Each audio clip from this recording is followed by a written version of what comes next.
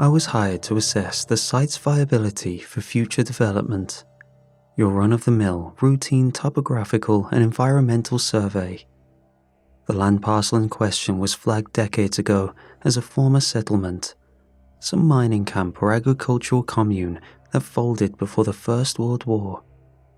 There were no confirmed structures left standing, just a few ghosted shapes on topographic overlays and a vague mention in a handwritten railroad manifest. The assumption was that nature had reclaimed it. The client was a state expansion bureau that needed confirmation before approving the site for rezoning. 3 days on foot, 2 days to log data. Out. Easy money. I reached the ridge near sunset. From that vantage, I expected overgrowth, ruin, maybe a few stacked stones swallowed by decades of erosion. Instead, I found a town sat nestled at the base of the valley like it had never been lost. Dozens of rooftops, chimneys trailing thin plumes of smoke, worn wooden porches, 2-story homes with split-beam shutters and latticed windows. Not a single modern fixture in sight. No telephone poles, no asphalt, no signage beyond a small, warped placard nailed to a leaning post at the valley mouth. Burned into the wood. Merrow's End. And beneath it, carved faintly, almost like a whisper, for those returning. I started down the slope with careful steps, crunching through brush, expecting someone, anyone to react to my approach. It was active, yet somehow still. Clothes fluttered gently on drying lines. A figure walked through the garden rows behind one home, dragging a hoe in even intervals. Smoke coiled upward from chimneys. I heard a creak as a door swung open somewhere deeper in. But no engines, no dogs barking or kids yelling. A woman passed me on the main road, carrying a basket of roots bundled in cloth. She wore a bonnet, a thick skirt, and a weathered shawl. Her shoes were unlaced and smeared with something dark. She moved around me like I'd always been there, refusing to acknowledge me like old furniture. Some part of me, the part that spent too many nights alone in nowhere towns, just wanted answers. This place wasn't abandoned, which meant someone was maintaining it off-grid. I figured I'd knock on a few doors in the morning.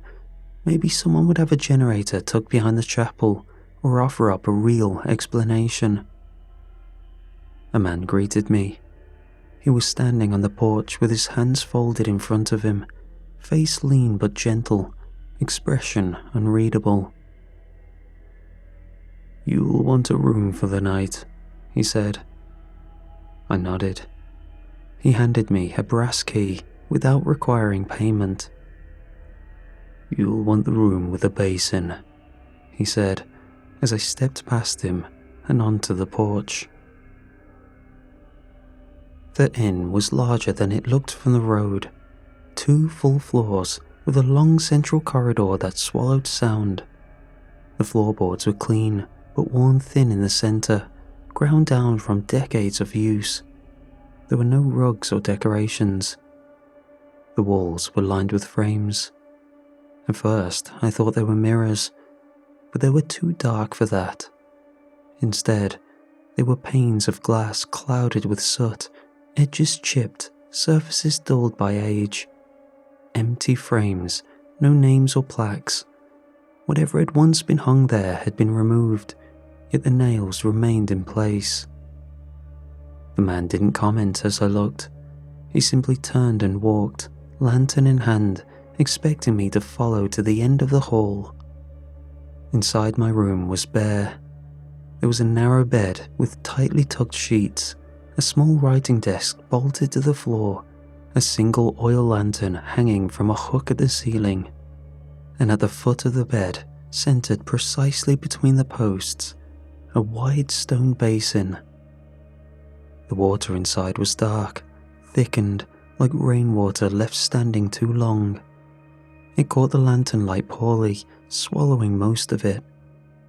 I assumed it was for washing, old plumbing. I didn't touch it. I set my pack down and finally did what I should have done earlier, tried to log my arrival.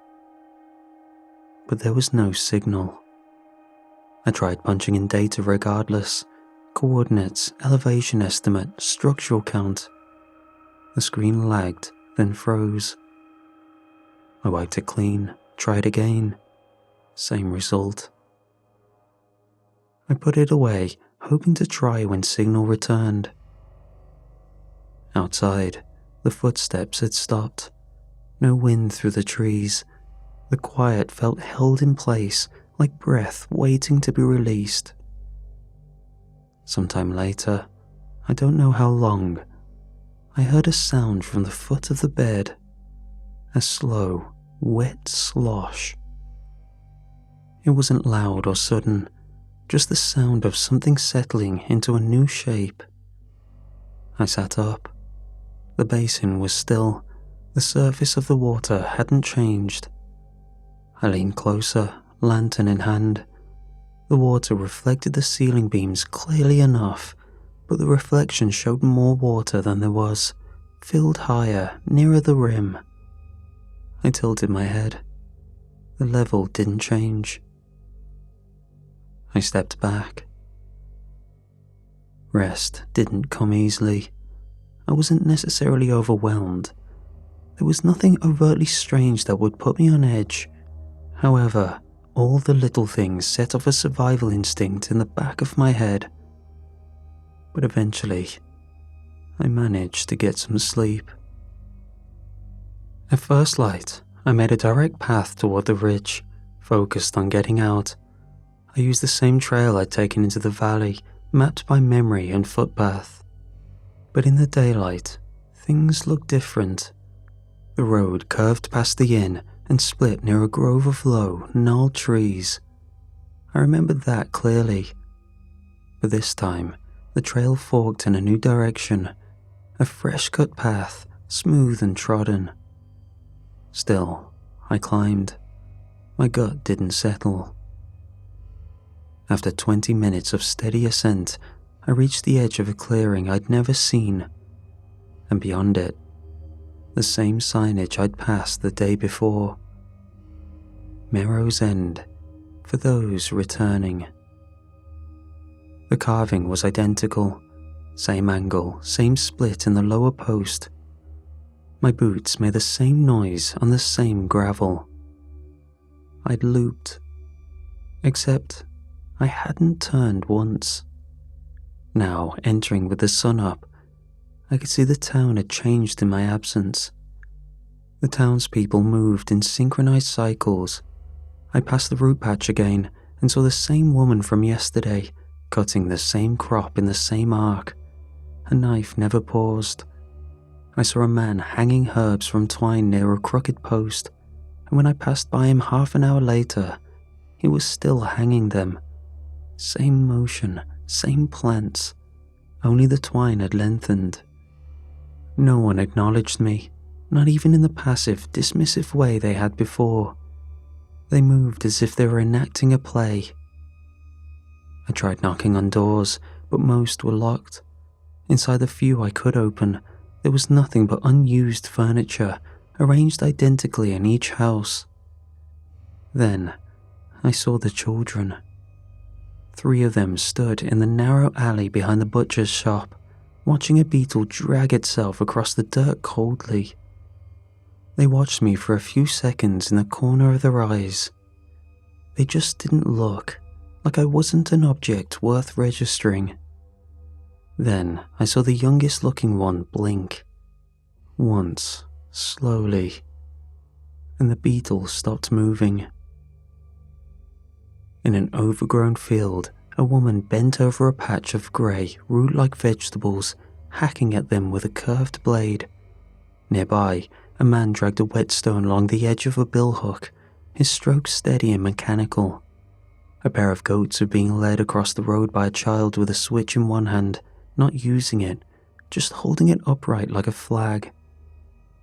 At the town square, I confronted an older man carrying an unlit lantern. "Where's the road out?" I asked. He tilted his head. "We prepare," he said. "Prepare for what?" He looked at me with unfocused, glazed eyes. "Some," he said slowly, "for longer than others." He sounded delirious. Nothing he was saying made sense. Then he walked past me and continued walking even after the road ended. That was when I saw the well. It sat in the square like an altar. A long rope hung slack down the shaft, still coiled with use. Around the lip of the stone were carved words, worn but legible. "All offerings must bear intent." The O in offerings was cracked through, as if something had been wedged into it. I leaned in to look closer. Inside the well, not far, I saw fabric, a sleeve, a shoulder, a body half immersed and bent wrong, like it had been folded inward and offered to the shaft. Their skin was pale and waxy, and their limbs pulled long and jointless, resembling the townspeople. I backed away and stumbled toward the church. It was open. Inside was quiet. Dustless pews and unlit lanterns lined the space, and the air smelled like stone and heat. I moved toward the altar. The pulpit was set to the side. The wall behind it was plain. But on the floor, I found a thin length of twine tied in a circle. Around it, the dust had been moved with purpose. Lines jutted out in concentric angles. I couldn't figure it out. I stared, trying to apply meaning, but it just seemed too random. But when I tried to accept it was nothing, it pulled my mind in two directions at once. And then my mind tried to pull away, dismiss it as I saw it, just a shape. Yet I couldn't let it go until I forced my legs to take me back to the inn. I didn't sleep after what I saw. With no method to escape, I paced the room until the lantern burned out, then sat in the dark with the curtains drawn, listening to the faint movement of feet across floorboards that weren't mine. A murmur behind the wall, a quiet shift of the water in the basin, like breath trying to time itself with mine. At first light, I tried again to leave. Rather than head toward the trail I'd failed to follow the day before, I skirted the outer buildings, weaving behind the backs of houses and storage sheds, staying just far enough from the town centre that I wouldn't be seen, or worse, noticed. It was colder back there. The houses thinned into open ground behind the church, where the grass grew in tight circles, pale as bone. It wasn't the path I'd come in on, but it pointed toward the tree line, and that was enough. Near the slope's edge, I found a rusted iron gate wedged between two stone posts. The metal had slumped with age, its joints warped from old pressure. One side leaned open, just enough space to squeeze through. I stepped forward, pushing the gate wider with my palm. The metal gave, and tore my hand open along a peeling weld. The pain was sharp, instant. I swore and stumbled back, cradling my hand as blood ran freely across my skin. Too freely. The cut was shallow, but the flow was steady, hot, unnervingly fast. I pressed my hand to my jacket to slow it, but the blood had already begun to trail across the soil, moving strangely, branching. Veins of red crept through the dirt, crawling outward in thin, impossibly symmetrical lines. The earth darkened where it passed, capillary thin rivulets spidering out in every direction. My mind went back to what I saw in the church. I backed away, chest tight, heart thudding hard enough I could feel it in my ears. The blood didn't stop. It was like it was forming a pattern. I don't remember getting back to the inn, having moved with urgency to tend to my wound in solitude. I just remember the act of slamming the door behind me, breathing through clenched teeth, then crouching at the foot of the bed to unwrap my hand and bandage it tight with a clean shirt sleeve. By the time night came, I was shaking. It felt as if my balance was slightly off center. My hand had stopped throbbing, but I didn't check the dressing.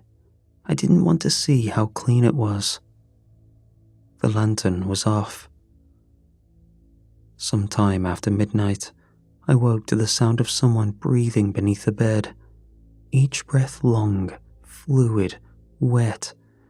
Each exhale stretching longer than the last. I froze. The basin at the foot of the bed was half filled again. I hadn't touched it since arriving. The surface of the water was in motion, as if it was climbing. Thin tendrils of liquid crawled upward against the stone, sliding up the rim in curling shapes, trying to crest over. I stood too fast. The floor creaked under my heel. The breathing stopped, but I continued running. I reached the door. The handle was warm, like it was alive. It resisted slightly when I turned it, like skin recoiling from touch. Then, gently, it pulsed in a steady throb. I took my hand back and stepped away. The room smelled of copper and something sweet and raw, like overripe fruit or a sick animal's den. I sat down on the bed and waited for the sun, too scared to look away, and equally as terrified to go out at night, frozen in place by an impossible decision. By morning, my palm had healed without trace, smooth and uniform, like it had never been opened at all. But on the inside of my forearm, faint but visible under the skin, a new mark had surfaced. A sigil, pale and curling, like something once soft and wet had wrapped around the bone and decided to stay. The second attempt to leave had failed before it started. By midday, I tried every exit I could map. The sloping trail behind the chapel, the ridgeline behind the butcher's lot, the old boundary fence beside the orchard. Each time, I followed the route as far as I dared. Each time, I ended back in the same place. The signpost leaning just slightly to the left. The words Merrow's End burned into it. The town wasn't looping. I checked every landmark, every tree. Things changed subtly between attempts. A path would straighten, a stone would be gone. But the result was the same. There was no path out. What's worse is that each attempt was never stopped. The townsfolk just went about their business, either too programmed into their routines or fully confident I'd never escape. By late afternoon, the sense of containment had shifted into something tighter. I didn't want to admit it yet, but the truth had crept in around the edges. This place wasn't keeping me. It felt like it was absorbing me, piece by piece, thought by thought. So, instead of trying to make discoveries outwardly, I went to thoroughly investigate the town. I decided to try the cellars behind the inn. Behind the kitchen, past the warped wooden door, I found a cramped hallway stacked with dry sacks of root vegetables and bundles of brittle herbs. The air was thick with dust and something else, a mineral sweetness like rain over rust. Beneath the sacks, a hatch made of heavy wood and iron brackets, swollen shut. I tried to pry it open with a boot and an old tool I found nearby. The hinges groaned, then gave. A burst of heat rolled out, warm, damp, unfamiliar. Beneath were stairs carved into a surface that didn't look like stone or timber. The texture was matte and slightly translucent, reddish with veins of darker pigment running through it in looping spirals. I couldn't tell if it had been poured, grown, or something between. From below, I sought answers.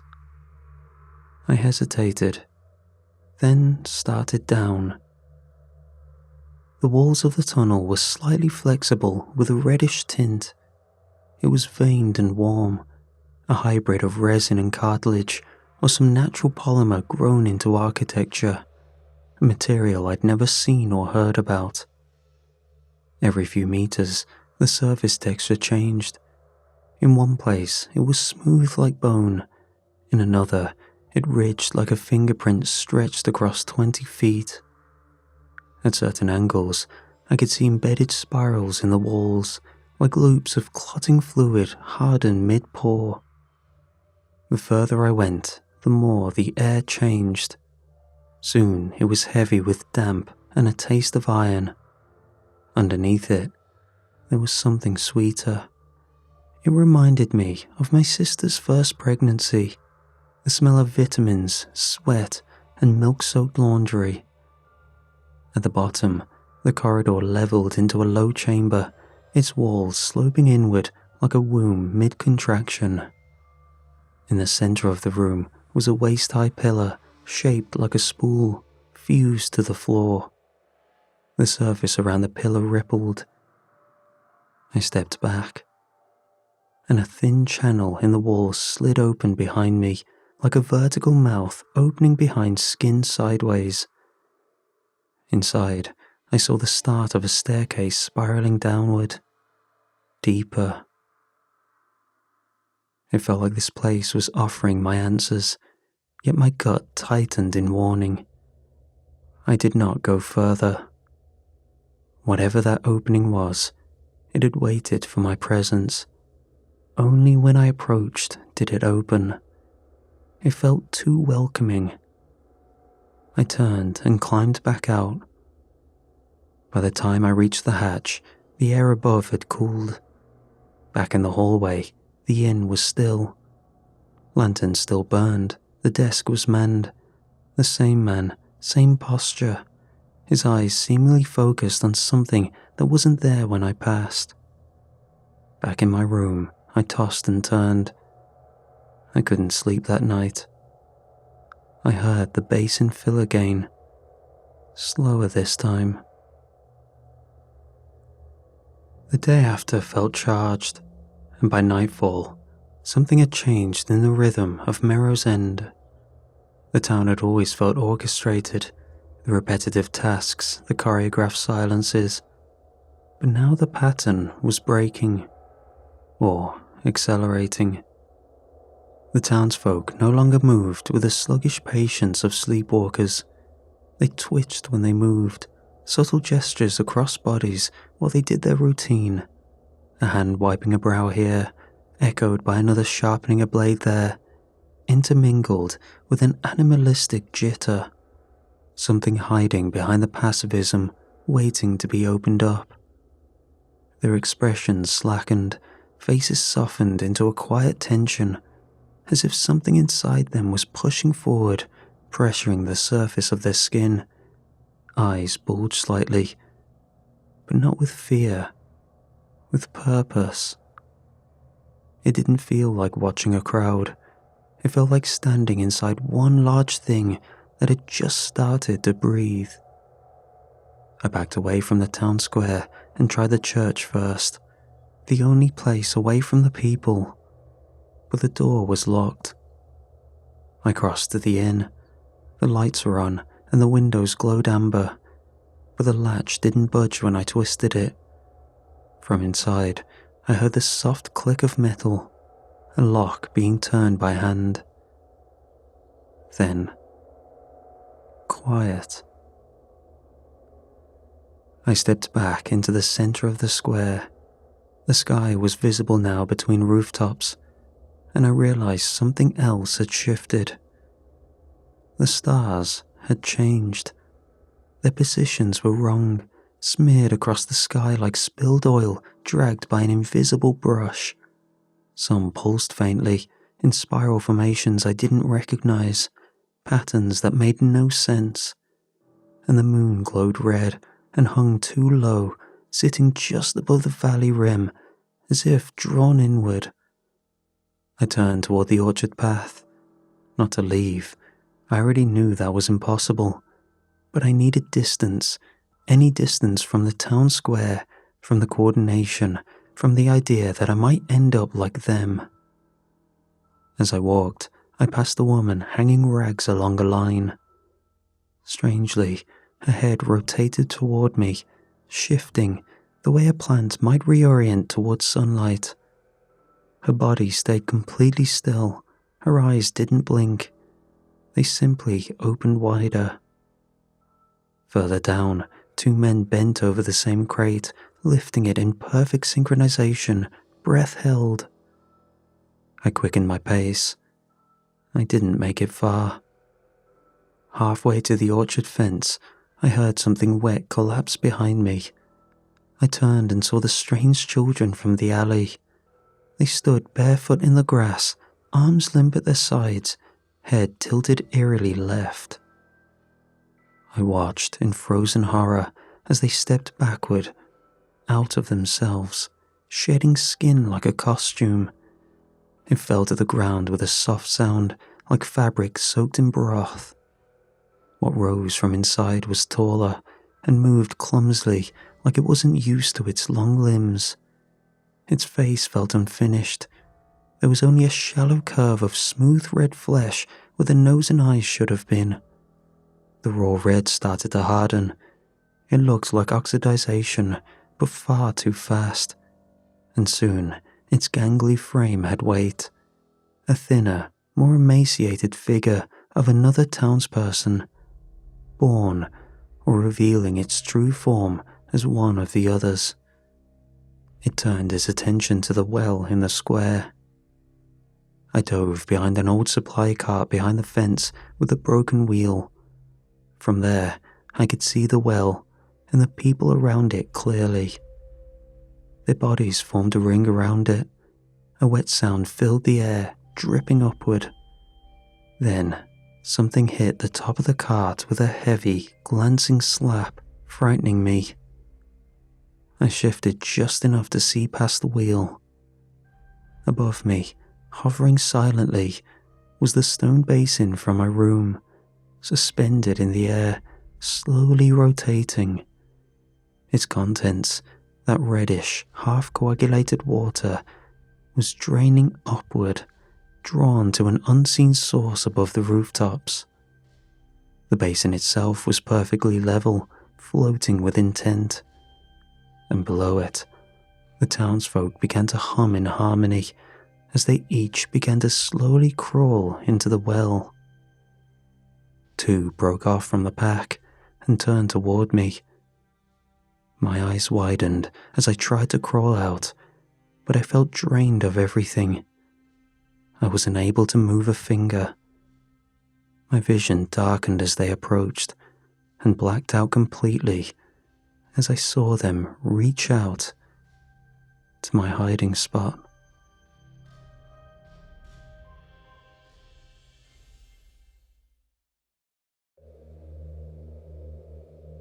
I came to in my room at the inn. The lantern on the desk burned low, flickering against the ceiling like it was struggling to stay lit. I sat up slowly, disoriented by the absence of memory. I couldn't remember anything after hiding beneath the cart. The sheets beneath me were dry, but my clothes clung to my skin, damp, heavy. I touched my sleeve and brought my fingers to my nose. The same bitter scent from the basin, old copper, salt, and something sweeter underneath, like boiled milk left too long in the sun. I rolled my sleeve back. The sigil had changed. Where it had been a rough spiral inked like a birthmark, it had now spread, its lines thinner, more intricate, curling like veins across the inside of my arm and wrapping beneath the bicep. The flesh it covered was pink, flushed and warm to the touch. Not inflamed or wounded, it didn't hurt. If anything, it pulsed with a rhythm I recognized. It had synced to my heartbeat. The hallway outside was quiet, but the air carried a different weight. The building itself had changed.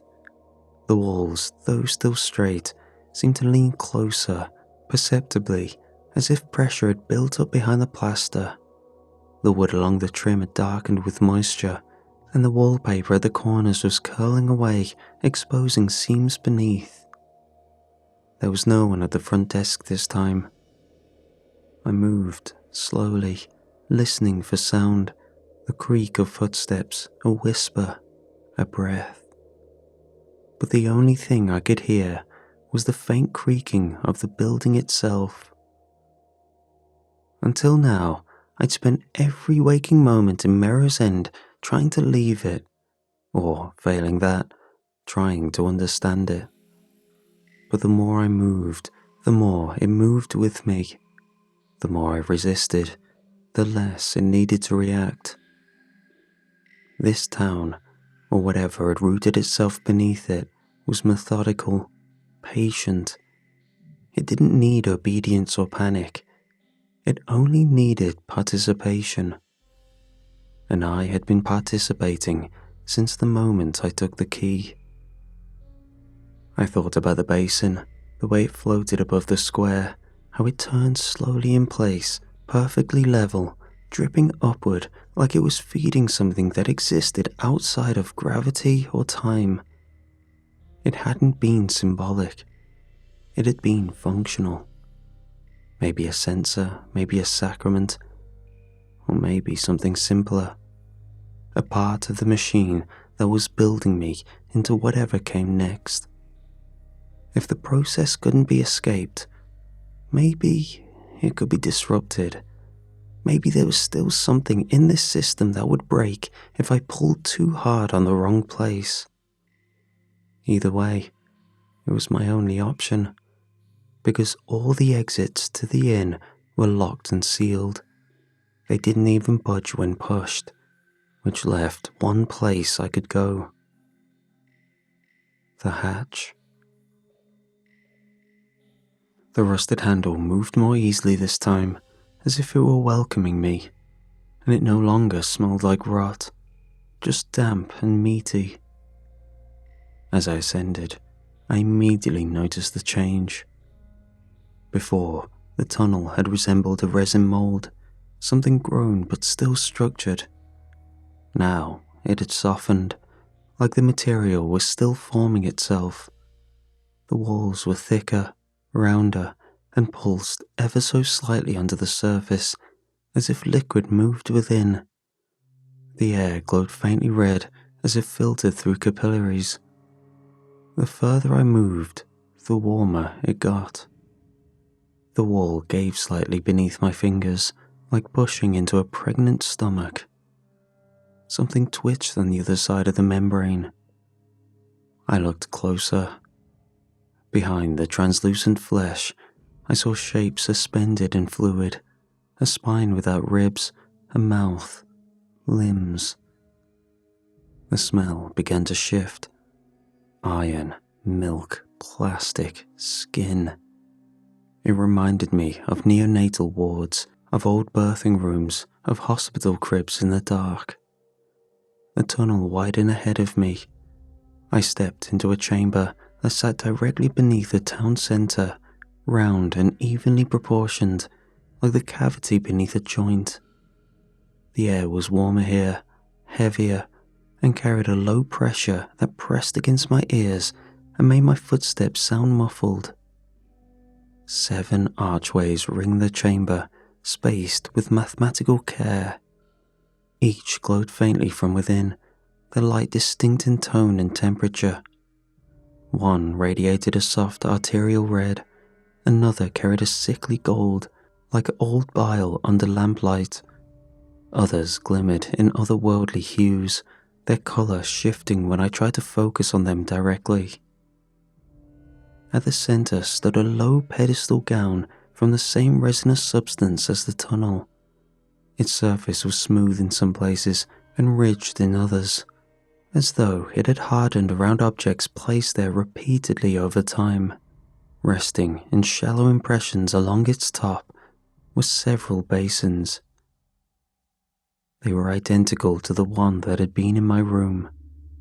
Some were filled nearly to the brim with thick, dark fluid that moved slowly, resisting gravity in subtle ways. Others had collapsed inwards, their rims sagging, split as if they'd been discarded after use. One hovered just above its recess, turning slowly, thin threads of liquid lifting upward from its surface and vanishing into the air above. Behind the pedestal, the black wall curved upward into a wide spiral rendered in hard, blackened resin. The shapes were anatomical, but abstracted. At the spiral's beginning was a human form, proportioned normally, upright and intact. Further along, the form stretched, limbs lengthening beyond balance, joints reoriented for reach rather than stability. Past that, the figure opened, the torso hollowed into lattice work, organs reduced to supporting structures. At the outermost curve, the form no longer resembled a body at all. It folded inward, forming a looped shape, sealed and continuous, like an umbilical coil with no external anchor. Beneath each phase ran a band of minute engraving. Hundreds of names, each carved with care, aligned in a symmetrical way. My name was at the very bottom, like I was the final step. But I was not willing to let that happen. I stepped forward and took hold of the basin marked with the same fine cracking pattern as the one I'd been given. The sigil at its base mirrored the one spreading beneath my skin. It felt warm in my hands, neither fragile nor heavy, balanced in a way that suggested it had been made to be carried. I lifted it and brought it down against the pedestal. The basin didn't break. Its form softened and folded inward, collapsing in on itself like wax losing cohesion, the fluid inside lifting briefly before dispersing into the resin beneath. The pedestal absorbed it without resistance, the impression filling in smoothly, as though the basin had never been there at all. The chamber reacted immediately. The tunnel behind me sealed shut with a thick, muscular contraction that reverberated through the floor. Heat surged through the room, sharp and dry, carrying the scent of scorched calcium and chemical antiseptic. The light within the archways flared, intensifying in colour and brightness, and I felt a subtle shift in pressure as something reoriented around me. From one of the arches, a figure stepped forward. It was the man from the inn. He wore the same black garments, though they clung wetly to his frame now, darkened by fluid that seeped steadily from his joints, making it look more like a priest's gown. His posture had changed. The alignment of his spine was too fluid, each movement rolling smoothly into the next, as though his bones had learned a different way to cooperate. He stopped a few steps from the pedestal and raised his arm. The sigil along his forearm had fully bloomed, expanded into a complex network of curves and channels that pulsed visibly beneath the skin. It was complete in a way mine was not, its symmetry precise, its rhythm steady. When he opened his mouth, no words came. Instead, a second face pressed forward from within his throat, small and undeveloped, eyes sealed beneath thin folds of skin. It watched without expression, its presence explanatory rather than threatening, like this was simply the next demonstration in a process already underway. I stepped back instinctively, and my shoulder brushed the spiral wall behind me. The moment my arm brushed the spiral wall, I felt the contact register like a pressure plate engaging deep within the structure. The sigil in my arm flared, not in pain, in clarity, and a single word came to mind. Prophecy. At first, I thought I was still in the chamber, but the air was too still. The light had shifted. There was no tension anymore. Every basin, including the one I had tried to destroy, now floated above the pedestal, hovering inches above their depressions. Their surfaces were calm, their contents full, held in suspension, like they knew the order of things and were waiting for their turn. Around the chamber stood the people of Mirror's End, the innkeeper, the cleric, even the beings the children became. Before them, a basin. Each bore a sigil, fully bloomed across their flesh, some on their forearms, others on their backs, throats, even their cheeks. They raised their hands or their shoulders or the backs of their necks, aligning the sigils over the bowls. And then they poured. Whatever it was, it came out slow, thick with motion, lightless and impossibly dense. How identity might behave if it could be distilled, a slowing off of selfhood in liquid form. One by one, the townsfolk offered their essence into the air. The strands hovered, weightless, then bent upward, all of them into a single hollow space above the pedestal. Something was coming through. It didn't descend, it condensed. At first, it looked like vapor, catching the threads of fluid mid-air. But then, structure took hold. A spine without vertebrae, mouths folding over mouths, arms that ended in gestures, not hands. Wherever it looked, the air rotated into spirals, like water circling a drain above a sinkhole. Its eyes were sigils, opening and closing like mouths tasting the room. It sang without breath, notes folding backwards, inverted hymns. But there was an underlying sound, the only thing that had anything I could recognize from this known world. It sounded vaguely, like a baby crying, echoed and distant, the sounds of new beginnings. Images played across it like projections through wet silk, failed shapes, partial transformations, but undoubtedly, rebirth. It wasn't creating followers, it was remaking them in its twisted image, an imperfect ideal sold as salvation. The last basin remained untouched. Mine. I thought back to the names, mine filled out in the bottom corner, making a perfect symmetrical list, the final tally counted up from years of dedication, the final piece of the puzzle.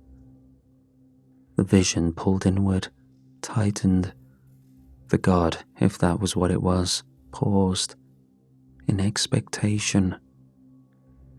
I saw myself across the chamber, stepping forward, my own sigil fully opened, bleeding that same substance into the air. The basin accepted it. The cycle completed. And just as the god opened one final eye, not like the others, something clearer, something meant to see, the vision broke. The spiral wall fell away from my shoulder. The chamber snapped back into focus. The air had changed. They were already moving me toward my bowl. I was being carried, hands beneath my arms, more at my legs, lifting with a kind of reverence. The basin sat ahead of me, floating where I'd seen it in the vision. Thin strands of fluid veined outward from its sides, connecting to the central hollow above the pedestal like umbilicals. The god hadn't reformed yet, but something pressed against the air. A weight, a presence waiting to condense again. My forearm burned, the sigil had begun to open. They lowered me toward the basin. The others were already in place. The clerk, the woman with the roots, the children. Their heads bowed, their arms slack. Each stood beside a filled bowl, their sigils still weeping faint trails of essence into the air. The moment my skin touched the rim, the basin flared. My sigil stung open like a blister under pressure, the heat radiating inward. I felt something shift inside me, detail being pulled forward. My bearers left to join their own basins, threads being pulled from them as they neared, until full strands of their being were slowly allowed to be drained. I thought I was locked in, as they had been, but in a final push of defiance, I pulled away. The draw slowed, but didn't stop. Threads had already left me, thin and shimmering. I slammed my arm against my chest, staggering back from the pedestal. Then, I turned and struck the pedestal itself, the root, the connection. A sound cracked across the chamber like reality buckling. Above, the forming god twisted in place, its limbs unspooling too far, the spirals in its eyes collapsing inward. It didn't scream. It folded, its mouthless shape giving off a sound like pressure violently equalizing, a howl of absence, incompleteness. The resin walls split, venting heat and chemical-smelling steam. Basins shattered one by one, their contents lifting skyward before reversing mid-air, slamming down in sprays that hit the floor, the walls, the townsfolk. They convulsed. Every single one. Backs arching, joints locking, muscles seizing beneath skin that blistered from within. But they didn't scream, already too drained of whatever was leaving them to move of their own volition. Their sigils flared with light before dimming to ash. Some dropped to their knees, others collapsed backward, arms open in quiet release as their bodies twitched and clenched over and over until motion drained from them entirely.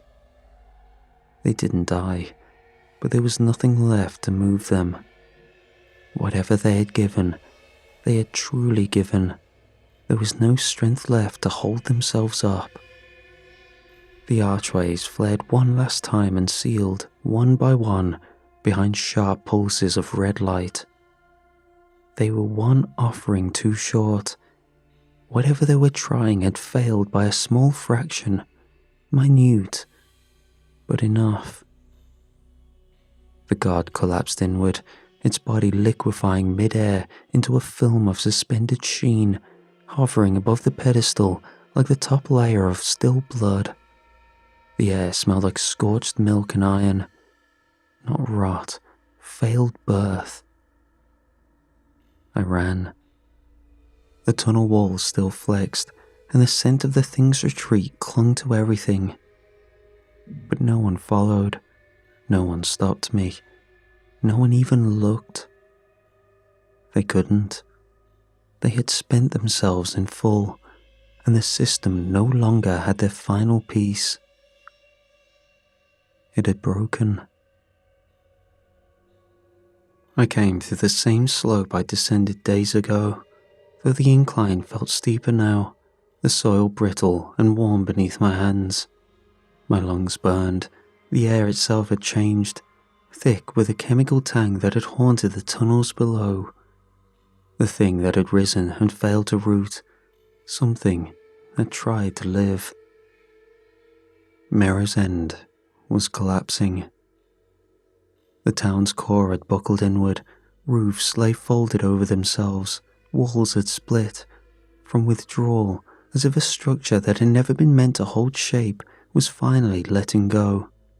Streets I'd walked were now cracked wide open, bleeding slow streams of red fluid that pulsed and congealed like clotting arteries. Veins, thick, root-like cords of glistening tissue, ran along beams and foundation stones, twisting around door frames, threading through shutters and window panes.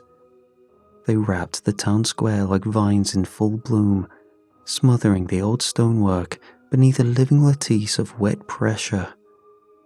Near the collapsed inn, the basin I had once watched from bed now lay shattered in the dirt. It hissed faintly, cooling from a long burn. A soft plume of vapor curled up and was lost in the morning stillness, followed by the faint sound of wet settling. At the edge of the valley, I found the forest untouched. The trees still swayed with early light filtering through their branches. Leaves shifted with calm, natural rhythm. The trail of dew caught the sun. Everything beyond the town looked exactly as it had when I first arrived. The air didn't warp around it. The ground didn't pull me back. Whatever had bound me to Merrow's End, whatever looped the land into a closed circuit, had been broken. I saw the same tree line, the same rocky outcrop where I'd parked, but they no longer held that dreamlike haze. They were just trees, just stone. I started walking. As I reached the place where the road once rejected me, where I had turned back again and again, I stepped forward. My foot touched gravel, solid, cold, and undistorted, and a sharp pain erupted up my arm. I staggered, clutching my forearm, breath caught. When I pulled back my sleeve, the sigil was gone, but the skin beneath was red and raw, the skin not carved away, but seared to the edge of peeling. The lines of it still echoed faintly in the damaged tissue, but they no longer pulsed, no longer claimed me. Pain started to root, but relief came with it, as it felt natural, a real wound, not one instilled through something I couldn't comprehend. I stood there a moment longer, letting the air reach me fully. Then, I ran. Halfway down the switchback, I stopped to breathe and turn back. From this vantage, I could see the whole valley. The red tendrils were still shifting, still rippling across the earth. They moved without pattern now, unraveling, struggling. And then, without warning, the town flattened. The collapse wasn't explosive. It was a surrender, the way lungs deflate after breath has left. The veins dissolved into vapor. Even the wooden sign, Mirror's End, for those returning, fell into itself. All of it vanished. In its place, clean dirt, a shallow depression where something had almost happened, where something had tried to be born. The world looked untouched, but I knew better. A few days passed. I walked until signal returned. The organization responded quickly, clearly relieved. They said they nearly sent someone to check, having understood that remoteness had probably caused the delay. To them, it was no harm done. I had just been delayed due to natural causes or work causes. I filed the report. Recommendation: do not pursue development. Rationale: unstable terrain, deep sinkhole risk, evidence of active mineral leaching and soil instability, poor investment, high liability. It was clean, technical, and irrefutable. It wasn't a lie, of course, but enough of the truth remained in the language to keep others away, leaving out the parts that would get me investigated. They accepted it without question. I should have felt victorious.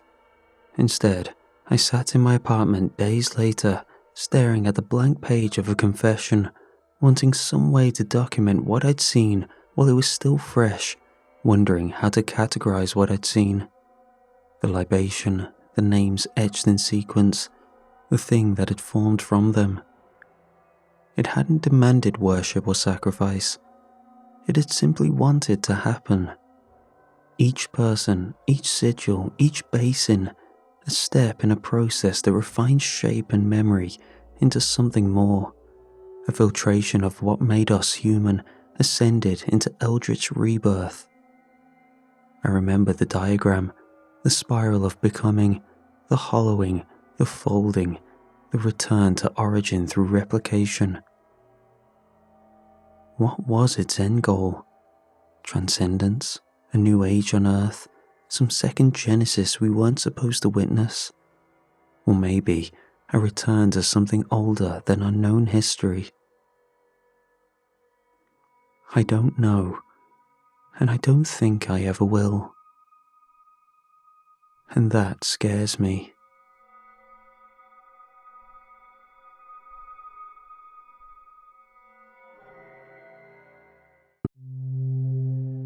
The house was small, one of those mid-century 2-beds with a low roof and lumpy lawn, but as kids, we never thought of it as cramped. It had just enough hallway to race through, just enough corners to hide behind. We knew which kitchen floorboard squeaked when you stepped on it. The hallway had this one sharp corner where backpacks always scraped the paint. Every September, my mum would repaint it like clockwork, and every year we wore it down again by Christmas. We had this ugly green and gold carpet in the living room. My brother once swore he saw a face in it, and then convinced me it changed expressions. That was the kind of kid he was. Magnetic in the way that kids only are before the world starts sanding them down. He was 2 years younger than me, and twice as brave. He could climb anything, say anything, befriend anyone. Adults loved him because he was funny without trying to be.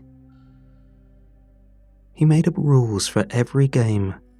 Sometimes they were fun, like you couldn't step on the 3rd floorboard in the hallway because that was lava. But some didn't make sense, like if you touched the wall after dinner, you were it until someone blinked twice. With him, hide and seek had its own law. Our parents leaned into the chaos in the best way. Dad was a big guy who would chase us around the house, growling like a bear, capturing us in an inescapable but gentle hug. Mom was the planner, clipboard type, always humming some old song and slipping snacks into every bag we owned. Together, they made the kind of house that felt inevitable, like it had always existed just for us. Friday nights were movie nights, pancakes on Saturday mornings, and after dinner, while dishes soaked and the kitchen steamed, we played hide and seek. Lights off, no peeking, and no hiding in the garage, Mum's rule. But every round, someone would float toward the coat closet at the end of the hall. It wasn't because it was a great hiding spot, but because it was dangerous enough to feel like cheating. Behind the coats and the old scarves was a small wooden door. The crawl space.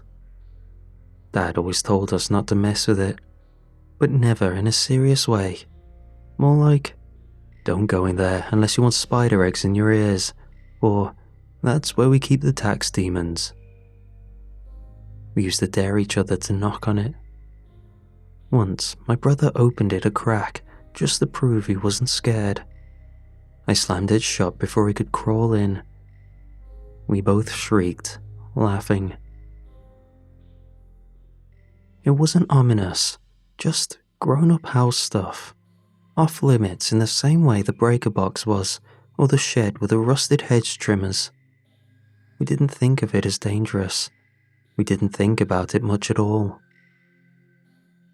My brother always counted fast, always made me count slow, and whenever he finished counting, he'd grin ear to ear and shout it like a spell.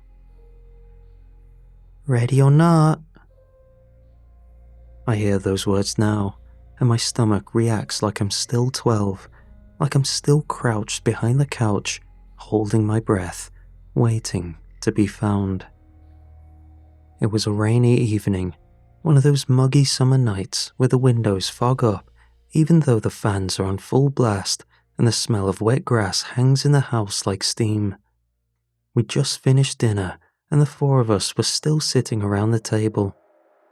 My brother had been antsy all evening, bouncing on his knees, making silly faces, trying to get a rise out of Dad.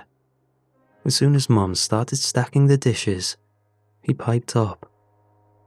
"One more round. Come on, last one. Promise." Dad groaned like he always did, but the corner of his mouth curled.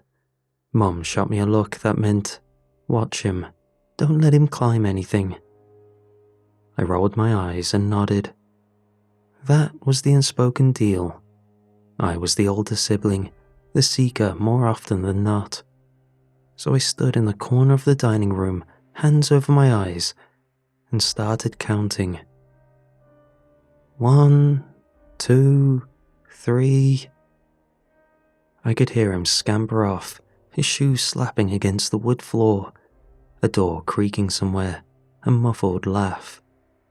The same rhythm as always. He was never good at being quiet, but he was good at making you second guess where he'd gone. He'd like to double back, leave distractions.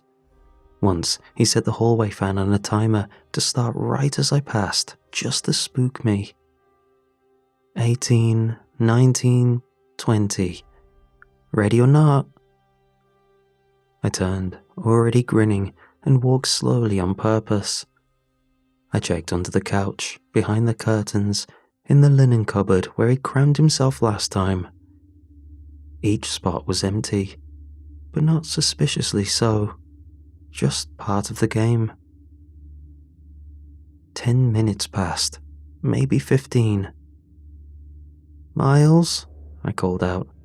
"Okay, you win. Come out." Nothing. I started getting annoyed. Seriously, I'm not playing this all night. Still nothing. I checked the bedrooms, the laundry room, even looked under the car in the garage. By the time I made it back inside, Mum and Dad had picked up on the silence. Dad took it in stride, grabbed a flashlight and stepped out to check the garden. Mum headed upstairs, muttering something about checking the airing cupboard. I paced the hallway, hands on my hips, trying to think like him. Where would he go to really stump us? And then I noticed it. The coat closet door opened just a crack, just enough for a sliver of dark. I opened it gently.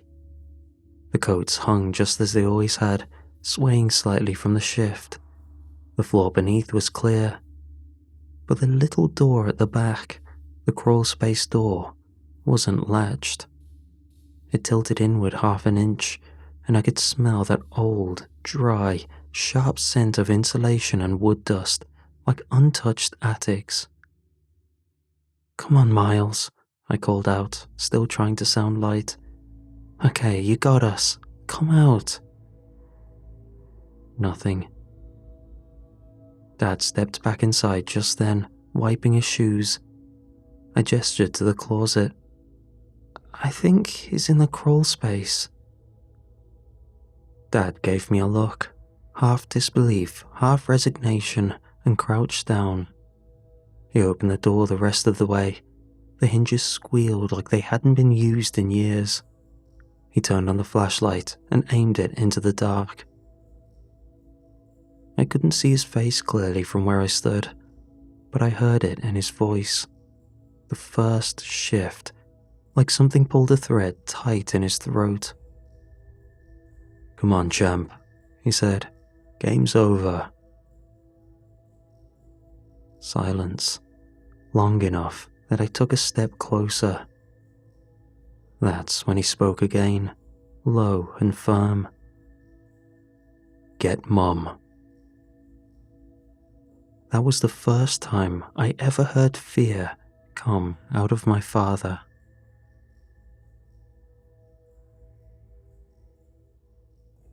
The police came that night.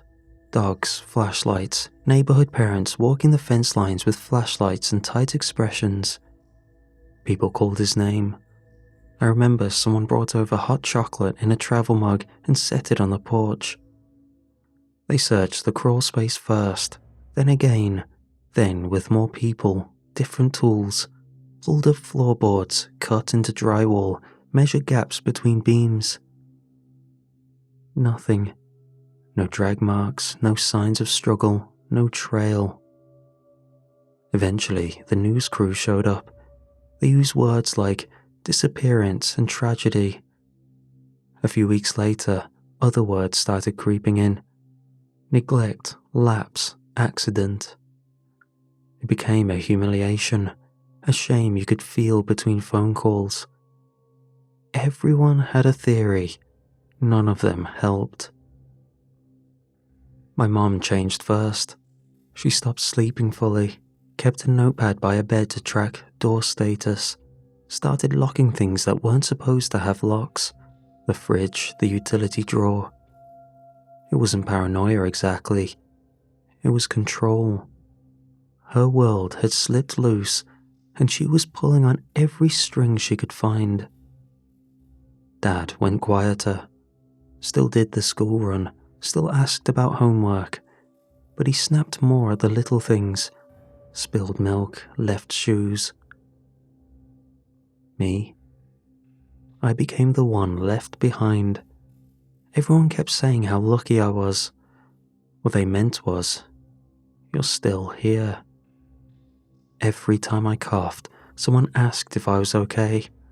I couldn't close my bedroom door at night without my mom opening it again. Eventually, I stopped trying. There were moments that cut deeper than the rest. One morning, Mom set 4 plates on the table by reflex. She caught it midway through pouring orange juice and stared at the extra setting, a sad look in her eyes. Dad drove past playgrounds and slowed down for no reason, eyes locked on the monkey bars. For 2 years, they still bought birthday gifts, just in case. Little ones. A new jumper, a book he would have liked. They kept them in a hall drawer that no one opened. Family photos started vanishing. First, the ones with just him, then ones with all of us. Mom said she was reorganizing, but the frames stayed empty. I grew up, left the house, refused to look back. Couldn't stand closets for years, couldn't fall asleep in silence. The absence of noise made me listen too hard. I kept a fan by the bed, still do. They never got closure. No body, no confession, no footprints leading away. The crawl space was eventually resealed. Dad screwed in a metal latch, then a second one. I watched him hammer a strip of wood across the frame, as if it were a coffin lid. I built a life elsewhere. Flat, job, someone I love. I got good at pretending it was something that happened to other people, that I was just a witness, not a participant. But last week, Dad died. Heart problems, I think. Mom couldn't handle the house on her own. She's moving to a place with call buttons and staff that don't blink when she checks the locks twice. So now, it's me. I have the key, the deed, the to-do list with bullet points, like pack Mum's things, sort donations, and schedule valuation. I stood outside the house hand on the door, and when I pushed it open, it swung in slow and smooth, like it had been waiting for me. The front door opened, like it remembered my hand.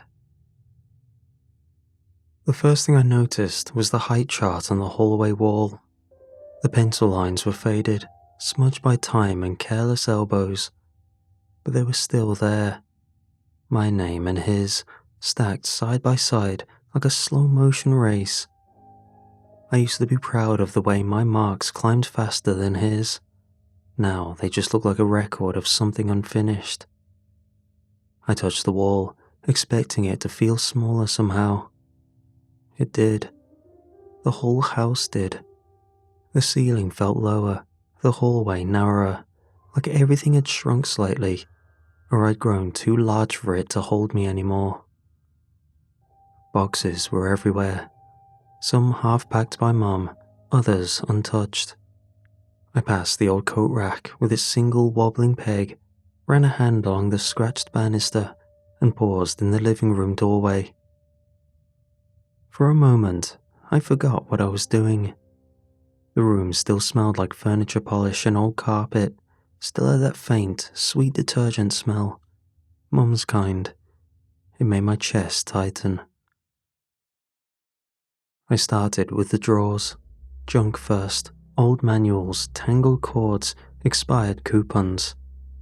I opened one and found a box of crayons, still snapped and worn at the ends, still arranged by someone who didn't care about colour order. Mine. Then the brothers' things. They hadn't been touched. There was a plastic bin labelled Miles in faded Sharpie. Inside, a pair of socks with cartoon spiders, one balled, the other folded, a handheld game console that wouldn't turn on, a red Matchbox car with chipped paint and one stiff wheel. The kind of things that only have value because of who they touched. The house was quiet, save for the occasional groan of settling wood. It should have been comforting, but it wasn't.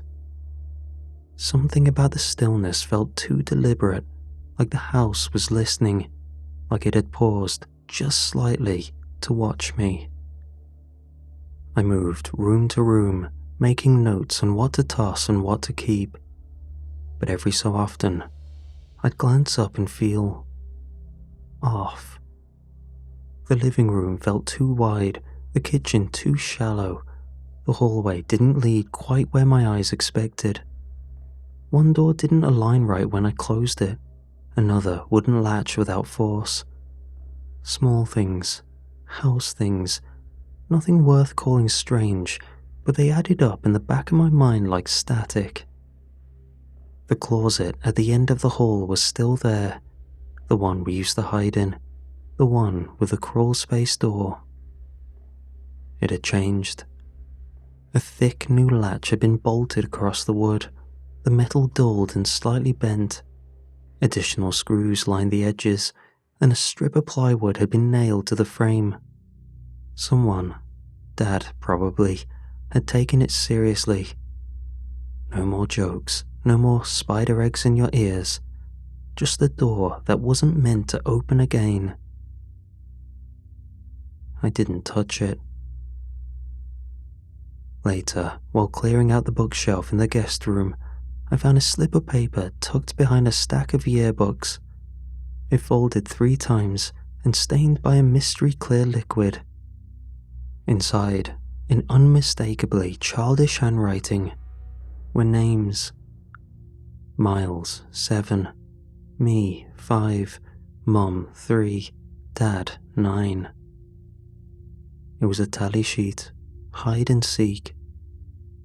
My heart sank at this, knowing the number has never changed, and never will. Happiness frozen in place by grief. That night, I lay down on the old twin mattress in my childhood room. I brought a fan out of habit. The soft hum masked the creaks and pops of the house, but it didn't help with the feeling that crept through me.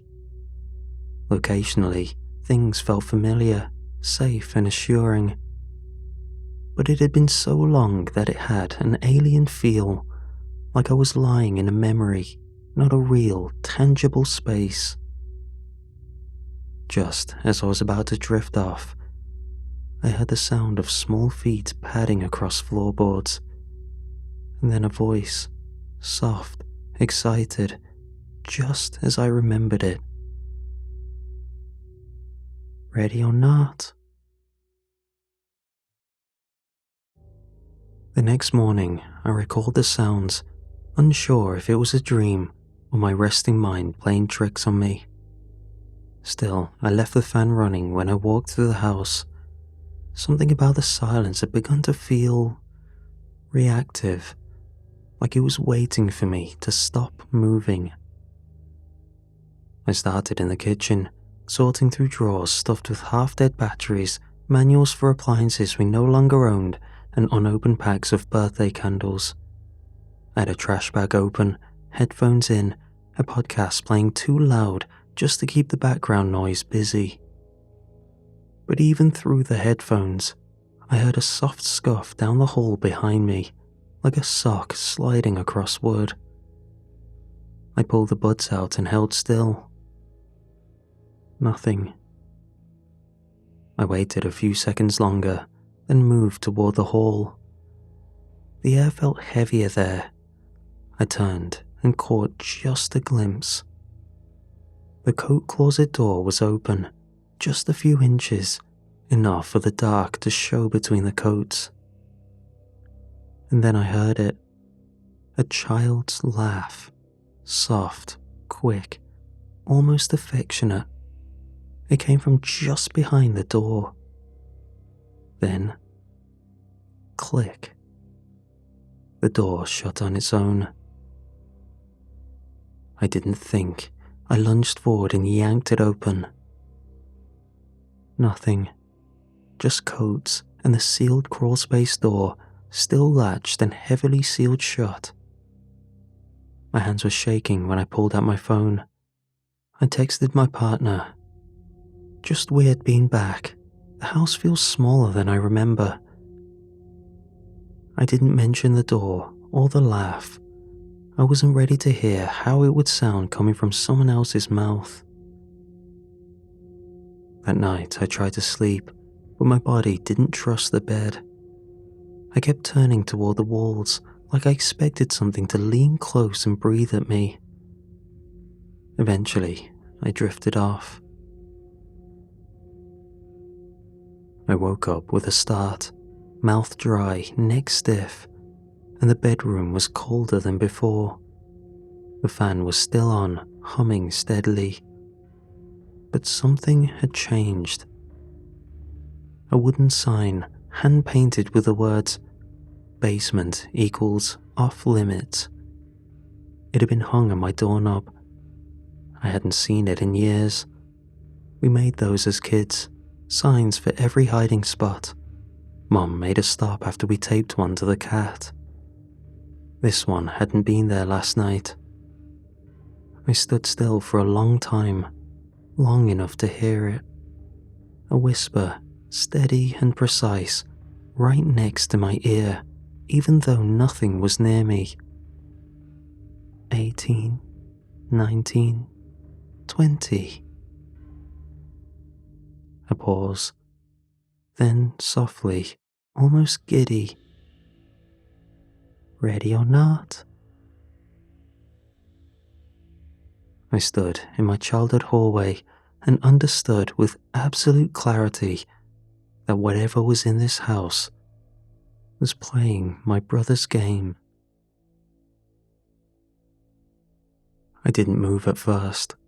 After the whisper, ready or not, my whole body locked up, like I was 12 again and hiding behind the couch, certain that if I even shifted my weight, I'd be found. I stood in the hallway for what felt like hours. The fan down the hall was still running. The closet door was shut. No sound came from the rest of the house. But it wasn't silence. It was waiting. Eventually, I backed into the living room, forcing myself to keep my eyes forward. I sat on the edge of the couch like a guest and stared at the front door. Every instinct said, "Get out." But I couldn't make myself cross the hall again, not past the closet, not when I knew it could be right behind the coats, listening. Instead, I did what I've always done when I don't know what to do. I reached for something I could control, something real. Dad's study was just off the living room. I stepped inside and shut the door quietly behind me. Even in the dim light, I could tell nothing had been moved in years. His old desk was still cluttered with receipts, tax folders, and coffee-stained notepads. I opened the lower drawer, the one I'd avoided the day before, and found the documents I remembered. Police statements, search maps, grief arranged by staples and paper clips. I flipped through it with a focus that only fear brings. I wasn't looking for answers, not yet. Just something in black and white to tell me I wasn't insane. And then I found the evidence log. I didn't breathe as I read it. Item: one child's shoe, right. Recovered: wall cavity, coat closet. Date: 17 days post-incident. My hand went numb around the paper. I remembered those shoes, little white trainers with Velcro straps. Miles wore them everywhere, even though one strap always came loose and flapped when he ran. Mom had nagged him about it that night. He'd ignored her, as usual. They'd searched the whole house, the whole yard. They never told me anything had been found. But here it was, buried in a file no one meant for me to see. One shoe inside the wall. I pressed the paper flat against the desk, trying to focus, trying to make it fit into something that wasn't terrifying. But the longer I looked at it, the more the idea decayed. This wasn't a clue. It was a confirmation. The rules of this house were wrong. They always had been. From the hallway, I heard movement. A single step, then another, perfectly spaced. I froze, heart hammering. The steps were soft and deliberate, tracking across the floor outside the study, like someone matching my breath, one sound at a time. I waited. The steps stopped. I opened the study door a crack. Nothing. The hallway was empty, the closet door still shut. But the air felt heavier. I stepped out slowly, barefoot, avoiding the creaky floorboards like I used to when sneaking snacks past bedtime. I reached the front door. Locked.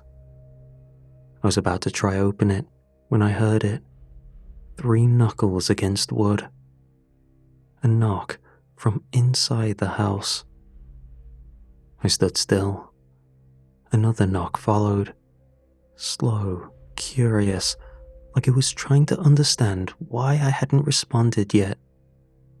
The knock came again, this time from just behind me, the other side of the front door.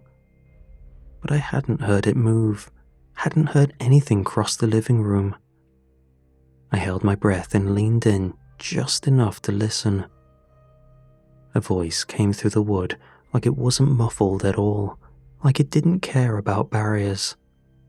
It sounded like someone standing right next to me, too close. The whisper came through the door like warm breath. "I'm coming." For a second, I stood perfectly still, hands still on the lock, forehead almost touching the wood, as if my body couldn't decide whether to flinch away or press closer to hear it again. The voice had my brother's shape to it, the same soft confidence, the same pleased little lilt. But it didn't belong in a grown man's house at 9 in the morning. I told myself, open the door, walk outside, get in the car, drive until this place is a dot in the rearview mirror. I turned the handle. It didn't give.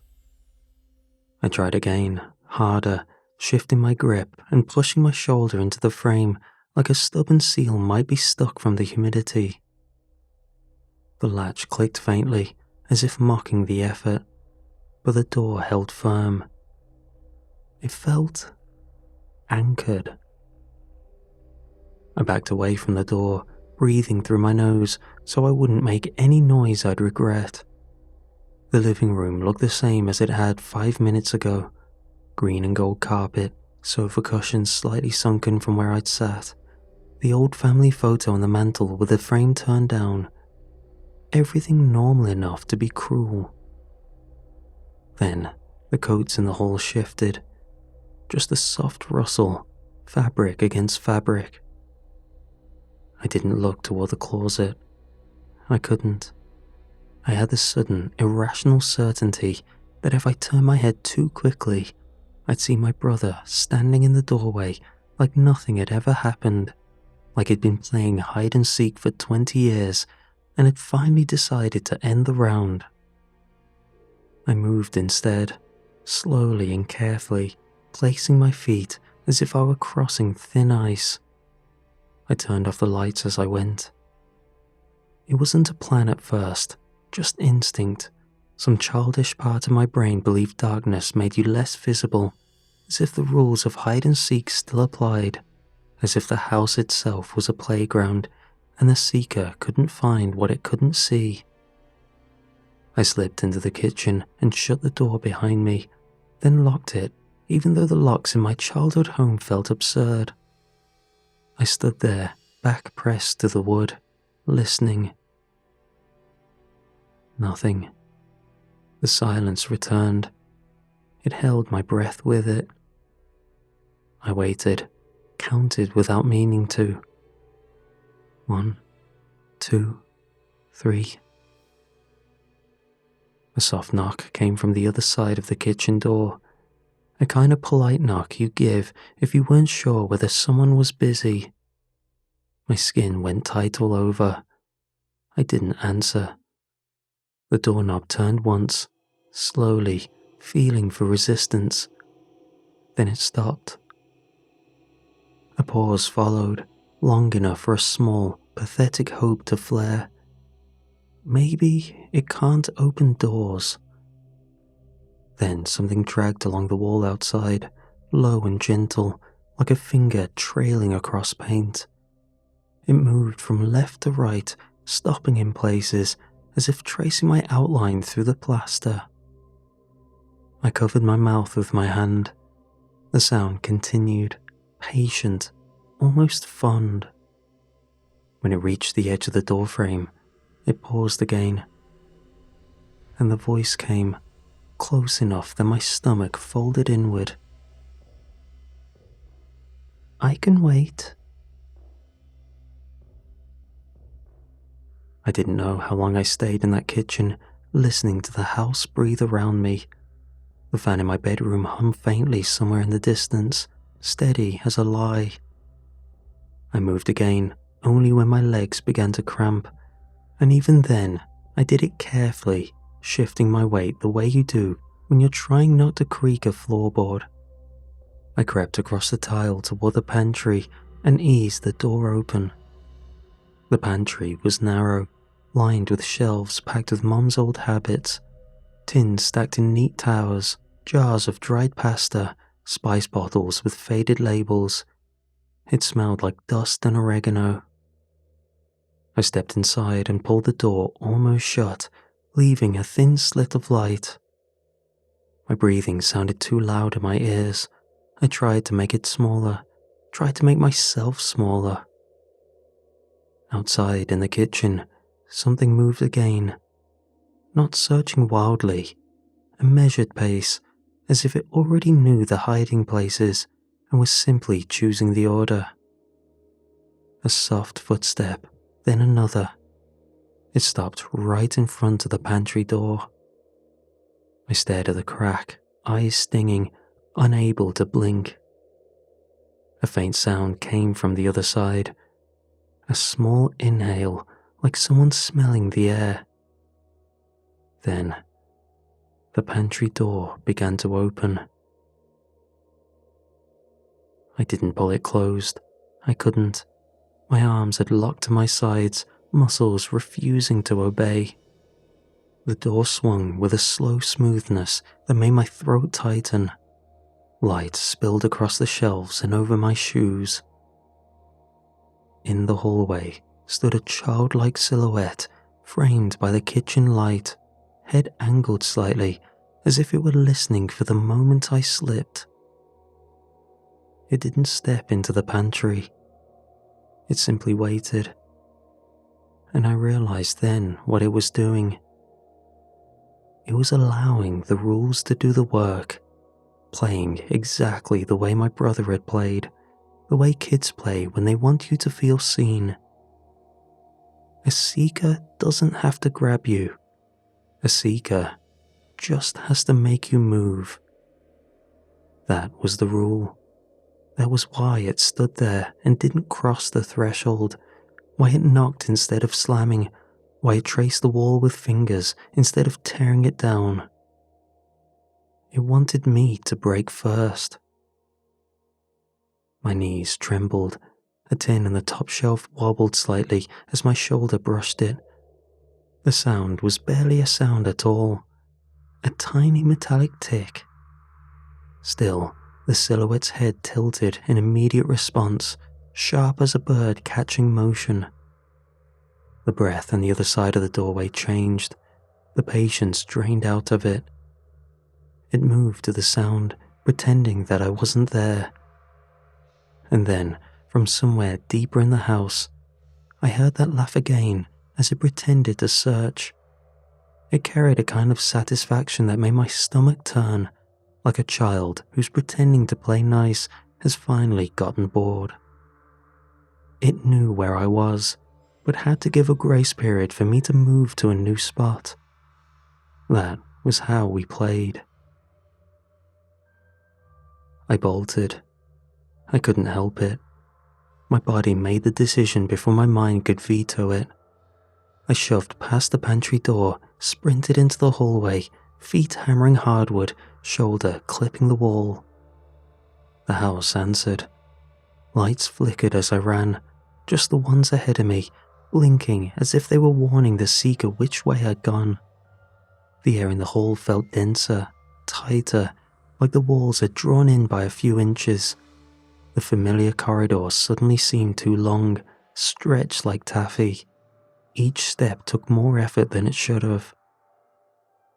Behind me, the laughter followed.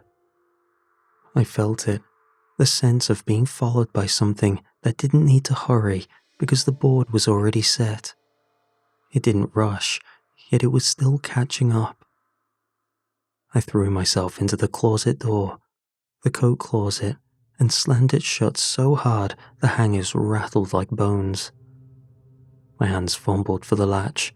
The reinforced metal scraped under my grip. I forced it down and leaned my weight against the door, chest heaving, coat sleeves brushing my face. I saw it. The crawl space latch, the extra one Dad had installed, was trembling, tapping. Small rhythmic pressure from the other side of the wood, as if something was pressing knuckles against it, testing it, repeating it in the exact tempo of a familiar game. And from right beside my ear, so close I could feel the words in my skin. There you are. The second I heard it whisper, I ran again. I didn't stop to think, didn't look behind me. I just moved, full sprint down the hall, shoulder clipping the corner as I tore back into the foyer. My heart was in my throat, thudding against bone, louder than my footsteps. I turned to the windows, tried one in the living room, then another. I unlatched them, shoved upward, hard. The glass didn't move, not even a groan, like the frames had been painted shut from the inside of a dream. Panic burned through my ribs. I yanked out my phone and dialed 911. It rang twice, then clicked. Just a dead screen. I backed away from the window and into the hallway again. That's when I heard the footsteps, just off to the side, as though it wanted me to see it only when it was ready, like it was tracing a circle around me, shrinking. I turned toward the kitchen, but laughter trickled out from the entryway. My brother's laugh, twisted by distance. I tried the stairs again, but a light bulb burst above them, shattering the landing in glass. I ended up back in the main hall, breath raw, hands shaking. Every exit was met with something, guarded. It wasn't chasing me. It was hurting me. And there it was again. The coat closet, the only place that didn't have sounds of danger. I shoved myself in and looked at the crawl space, because something in me understood the rules now. It wasn't trying to kill me or scare me for fun. It was playing a game I already knew, one with structure, with boundaries, with old sacred rules. And the crawl space had always been off limits. It was the one place we never hid, the one place left untouched by the seeker. That's why I might not be found there now. Dust wafted out like breath held too long. The smell hit first. Old wood, mold, rusted nails, the dry mineral stink of insulation, insect bodies, and whatever else time forgets. I crouched, slid the bolt aside, and pulled open the hatch. The silence changed the moment I dropped inside. It was like crossing a threshold between worlds. The house above dulled to a distant hum. The sound of my own breath felt loud against the plaster, and the groan of floor joists under pressure I couldn't trace. For the first time since the game began, I wasn't being hunted. I crawled forward. The floor was uneven, packed with dirt and broken insulation, old beams full of splinters and rusted nails. A child's jacket lay half decayed in one corner, as if it had slipped through the cracks above and been left to rot. My phone flashlight beam jittered with every breath. Further in, the space widened. The air got cooler. My shoulders stopped brushing the joists. It felt, in some horrible way, like descending into a church. Quiet, wrong, but reverent. And then I saw it. At the far end of the crawl space, huddled between two support beams, was a shape. Child-sized, still, folded into itself, knees drawn to chest. The back curved in an unnatural arc, one shoulder slumped lower than the other. The feet were bare, skin darkened with mold and dirt, the toes curled inward like they'd been clenched for years. I whispered, "Miles?" It didn't move. I crawled closer, one elbow at a time. My phone light trembled in my hand. The shirt was his, red and grey stripes frayed at the edges, pants, one leg torn open from ankle to knee, hair, long and matted, fused to the floor in black webbing. I aimed the light at its face, and the head turned. It rotated smoothly, like there were no muscles resisting the motion, like there was no bones underneath to get in the way. The face that looked back at me was soft in the wrong places, sagging where it shouldn't. The nose collapsed, the jaw sunken, one eye lower than the other. Yet the eyes moved. They saw me, focused, and it smiled, pleased, like a friend reunited at the end of a very long game. Then it spoke, in a voice so familiar It knocked the breath from my lungs. Found you. I kicked backwards. My heels struck wood. My shoulder clipped a beam. Every breath scraped against the damp air as I scrambled in reverse, trying to put distance between me and the thing wearing my brother's voice. I twisted sideways, caught my elbow on a nail, and hissed through my teeth. When I looked up again, it was closer. But it wasn't crawling, not moving in any normal way. It just was. A glitch in the dark, skipping across space without crossing it, puppeteered by unknown forces in an unknown scenario. Its arms were still wrapped around its knees, its face half buried in its own limbs, but now it was nearer than before. The light trembled in my grip. I tried not to blink. Then it lifted its head again, slow, unhurried, and the voice came, quieter this time, like we were sharing a secret. He was good at the game. I froze. Its jaw barely moved as it spoke. The words came from deep in the throat, unbothered by breath or structure. He lasted a long time, so long I thought he might win, but I learned his rules. I liked them a lot more. The way it said the rules made my skin crawl, like it didn't mean limits, like it meant ritual. It inched forward, the distance between us shortened, as if the world behind it folded inward. He didn't want to stay, it murmured, almost sadly, but he was mine. He taught me the game. I couldn't breathe. The realization hit me hard. He didn't die, not like we thought. He was kept, claimed, turned into a blueprint for whatever this thing had become. His laugh, his voice, his habits, worn like a coat stretched too tight across alien shoulders. The thing in front of me didn't understand him. It just repeated him, memorized this shape, and stitched it together with rotten insulation. I shifted again, trying to retreat. My leg brushed something cold. I angled the light. A set of old keys.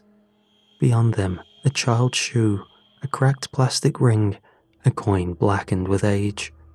Bone, maybe a tooth, none of which looked familiar.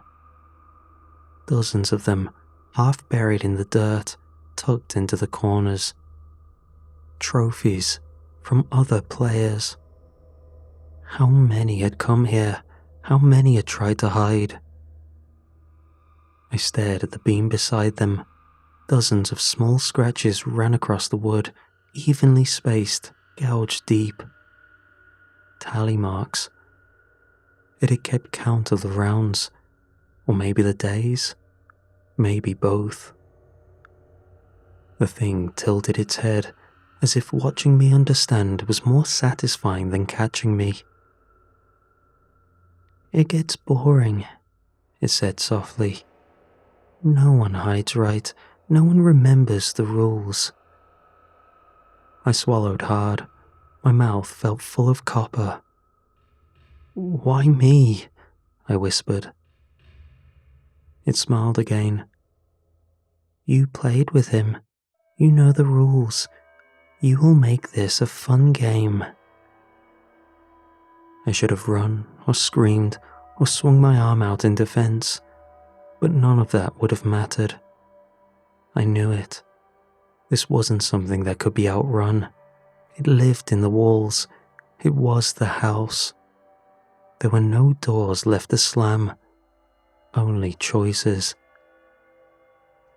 I looked at the tunnel behind me, already narrowing, already folding inward like it had no intention of letting me crawl back the way I came. I could feel the house closing in. And the thing wearing my brother, whatever it truly was, leaned in, eyes gleaming in the dim beam of my flickering light. "I hid so long," it said. "Now, it's your turn." And then, the phone light died. I was left in perfect black, no glow from the house above, no trace of light bleeding through the boards. Just silence. Except, it wasn't empty. It was expectant. I didn't move, couldn't.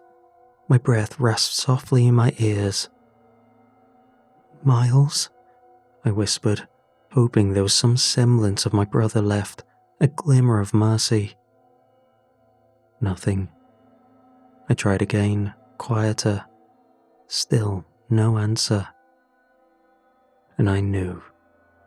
That voice, the one that laughed, the one that counted, it had my brother's shape, but not his soul. It had never been him. It had never needed to be. It just wanted to sound like him. I turned and started crawling back the way I came, or tried to. The path was narrower now. Beams that hadn't touched my back before pressed against my shoulders. The air felt thicker. Fiberglass dragged in my sleeves and scraped my cheek. My knees sank deeper into the insulation that hadn't been there on the way in. The house wasn't holding me. It was closing around me. I crawled forward, breathing hard, pushed with elbows and toes. My hand scraped something sharp buried in the dirt. I flinched, thought it was glass, but it clinked against my knuckle and stayed warm in my palm. I held it up and flicked it open. A Zippo. The weak flame flared to life, and I recognized it instantly. My dad used to keep it in his sock drawer. I'd taken it once as a kid, tried to light pine cones on fire behind the shed. He grounded me for a week. I hadn't thought about it in years. So what was it doing down here? Was it another trophy? Was this how my dad truly died? I looked around, the way the floorboards had been gnawed at from below, at the empty space beneath the hallway, beneath the place he always paused when we played, the place he was seen last. Dad had come down here. He'd known. The reinforced door, the extra latch, the way he'd gotten so quiet after Miles disappeared. Had he seen it? Had he bargained with it? Did he leave this for me? I didn't have time to ask. Behind me, something moved. The sound of skin dragging across wood, slow and uneven, like something big folding itself through two small spaces. Then the voice came again, stretched now but bright, as if smiling. "Do you remember the part where you freeze?" I turned and saw it, lit only by the thin, flickering flame cupped in my hand. The figure shifted out from behind a beam. It wasn't pretending anymore. From the way it moved, it now looked wrongly arranged, like someone had thrown a brittle corpse down an air duct. The limbs sagged and shook with each movement, joints rotating past natural limits, his fingers dragged behind it, twitching in the dust. The face. It had pieces. Patches of hair clumped into a shape, a wide grin split across too much teeth. Teeth blackened and small, clattered faintly when it breathed. It looked like something that had eaten him and tried to remember the taste. And somewhere in the center of that melted face, I saw the eyes, focused, bright, hungry, and patient, waiting for me to move. I swallowed, my throat raw from smoke and dust, and forced the words out. "Is he still in there?" The thing tilted its head, the way a dog tilts its head when it already knows the trick is done. Its smile didn't widen, didn't soften. There was no flicker of recognition underneath the rot. Just ownership. "He was," it said easily. That was it. No hint that anything human remained behind those eyes. Whatever my brother had been, whatever had laughed and invented the rules and begged for one more round, had been used up a long time ago. The realization settled into me with a cold, terrible calm. There was no ending where the game resolved cleanly. It didn't want closure. It wanted repetition, rounds, new players. It wanted to play cat and mouse with me, savoring my investment in its familiar form until I joined its collection. But to me, the only way out wasn't to win. It was to end the board. My fingers tightened around the Zippo. The flame wavered as my hands shook. Then steadily, I leaned down and pressed it into the shredded insulation packed against the beam. At first, nothing happened. The fibers blackened, curled inward, giving off a bitter chemical stink. Then, the fire found purchase. It caught fast. Orange raced along the dry dust and fiberglass, licking outward with a hungry sound. Heat bloomed against my face. Smoke poured up, thick and choking, stealing the air from my lungs. Behind me, the thing screamed in fury. The sound wasn't human. It was the noise of rules being torn apart, of a game interrupted mid-round. The crawl space shook as it lunged, the laughter collapsing into something jagged and shrill. I crawled. Hands burned, knees scraped, smoke clawed down my throat as I dragged myself forward through splinters and falling debris. The house groaned overhead, beams flexed, nails shrieked as they pulled loose. I heard footsteps hammering above me, frantic and fast, like the house itself was searching, trying to get ahead of me. The hatch came into view. I slammed my shoulder into it once, twice. The wood cracked. I kicked, screamed, and shoved with everything I had left, and the panel gave way. I spilled into the hallway, coughing hard enough to retch, eyes steaming, smoke rolling out after me, black and alive. Somewhere inside the walls, laughter fractured and overlapped. Voices mocked and stretched until it meant nothing.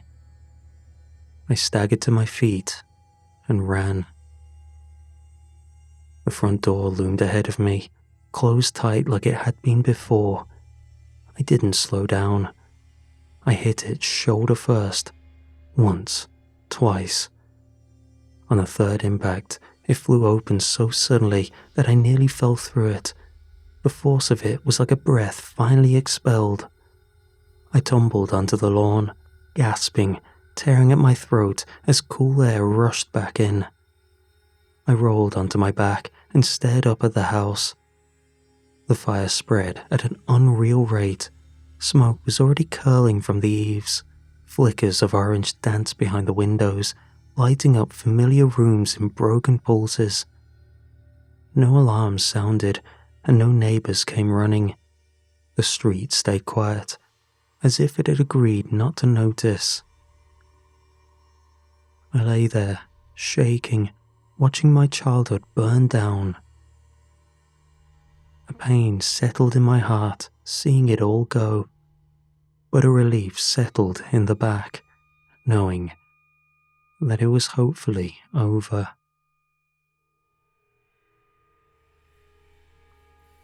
I'll never know what it was that took my brother in order to create its sick, twisted game, set up in such a way that it could have kept it up indefinitely. But if there was one last thing my brother taught me from years of play, no one can win or lose a game if someone flips the table.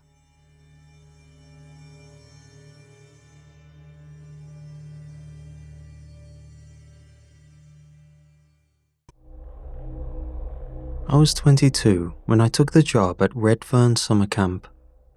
It wasn't supposed to be anything serious, just something to fill the gap between graduation and whatever came next.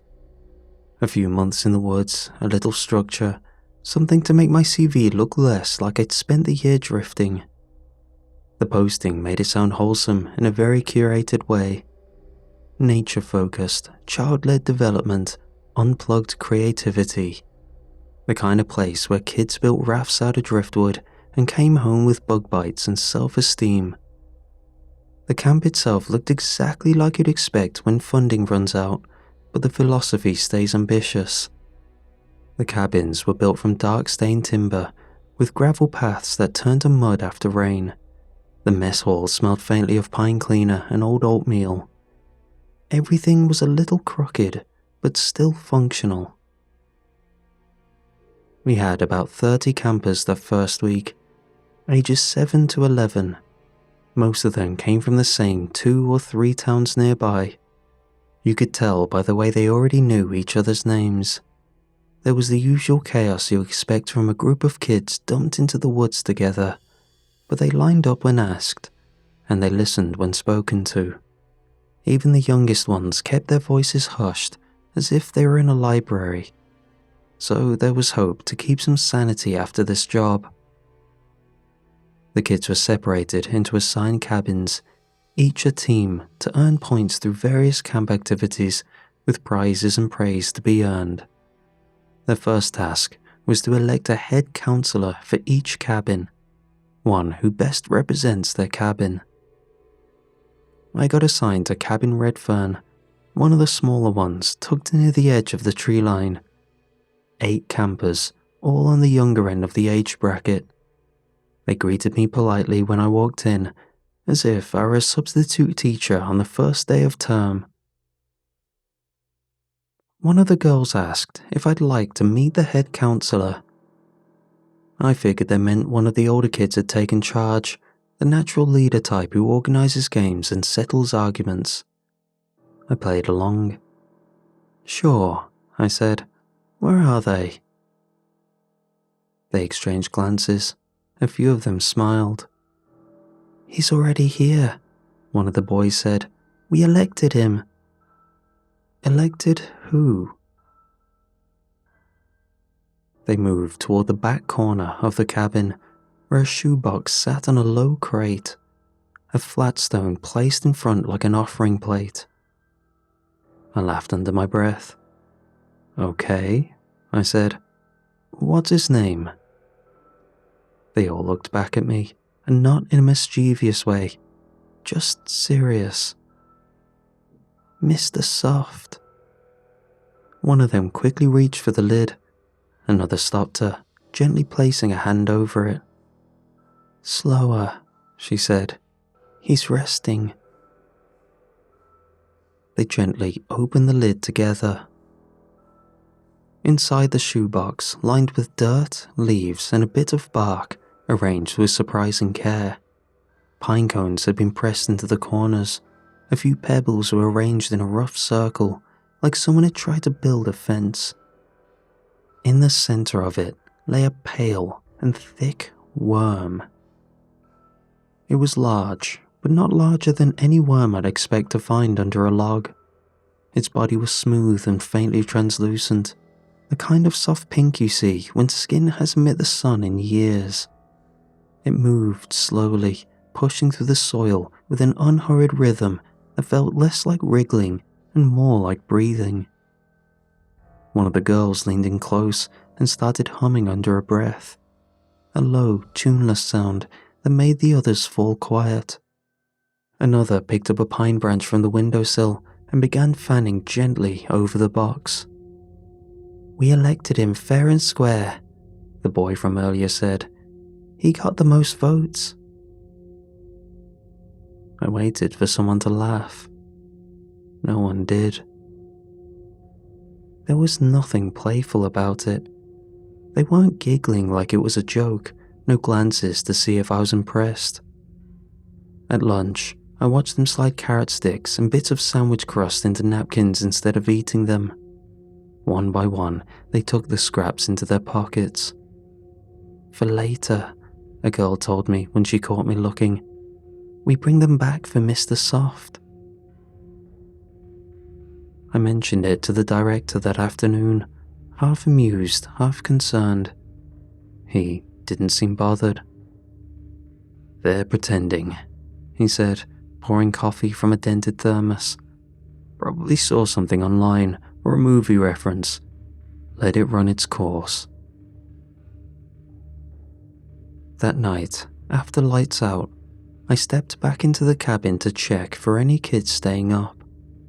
The shoebox was still in the corner, but it wasn't where they left it. It had been pushed a few inches closer to the center of the room, and the lid wasn't open anymore. Over the next few days, the kids in Redfern stopped talking over each other. They waited until the person before them had finished, even if it meant uncomfortable pauses where everyone just sat in silence, watching the speaker think. There were also no more arguments, no games that involved chasing or shouting. They played quietly, if they played at all. Most of the time, they sat cross-legged on the floor, reading or drawing, or arranging things they collected in careful little lines. They also started waking up at the same time, early, with no need to repeatedly jostle someone awake. All 8 of them would sit up at once, as if responding to the same sound I couldn't hear. Other kids began drifting from different cabins. At first, it was just 1 or 2, stopping by to ask if they could borrow a marker or play a card game. But by the 3rd day, I'd walk in to find 4 or 5 unfamiliar faces sitting on the floor near the shoebox. They didn't touch it, they just leaned in and whispered. I caught the same phrases more than once. "Soft is peace, soft is patience, soft is ours." They said it softly, like a rhyme they were afraid to forget. I asked one of the boys where they'd heard it. He looked at me like I'd missed the point. "We just remember," he said. That afternoon, while the kids were down by the lake for swimming hour, I lifted the lid of the shoebox again. Mr. Soft lay where he'd been before, coiled loosely in the soil. But he didn't look the same. It wasn't dramatic, not enough to make me jump, just more of him. A slight thickness along the middle, a length that seemed to fill the box more completely than it had on the first day. By midweek, the atmosphere in the cabin had started closing in on itself. The kids didn't invite me in anymore. If I stepped inside during free time, conversations would trail off, drawing would stop, someone would move subtly to stand between me and the shoebox. One afternoon, when I asked them to head out early for archery, a girl shook her head. "We don't want you to upset him," she said, glancing back at the corner. "He's helping us be good." I asked what she meant by that. She didn't answer, just went back to folding a blanket with slow, careful hands. Later that day, out by the trails, one of the campers from another cabin screamed. I ran over to find him crouched in the dirt, sobbing over a worm. It had been crushed into the soil by the heel of his shoe. He kept saying it was an accident, that he didn't mean to. His hands shook so badly, I had to help him stand. The Redfern kids silently gathered around the spot, digging a small hole with sticks and fingers. They placed the worm inside, covered it gently, and then knelt around the mound. "Soft is peace," one of them whispered. "Soft is patience," another replied.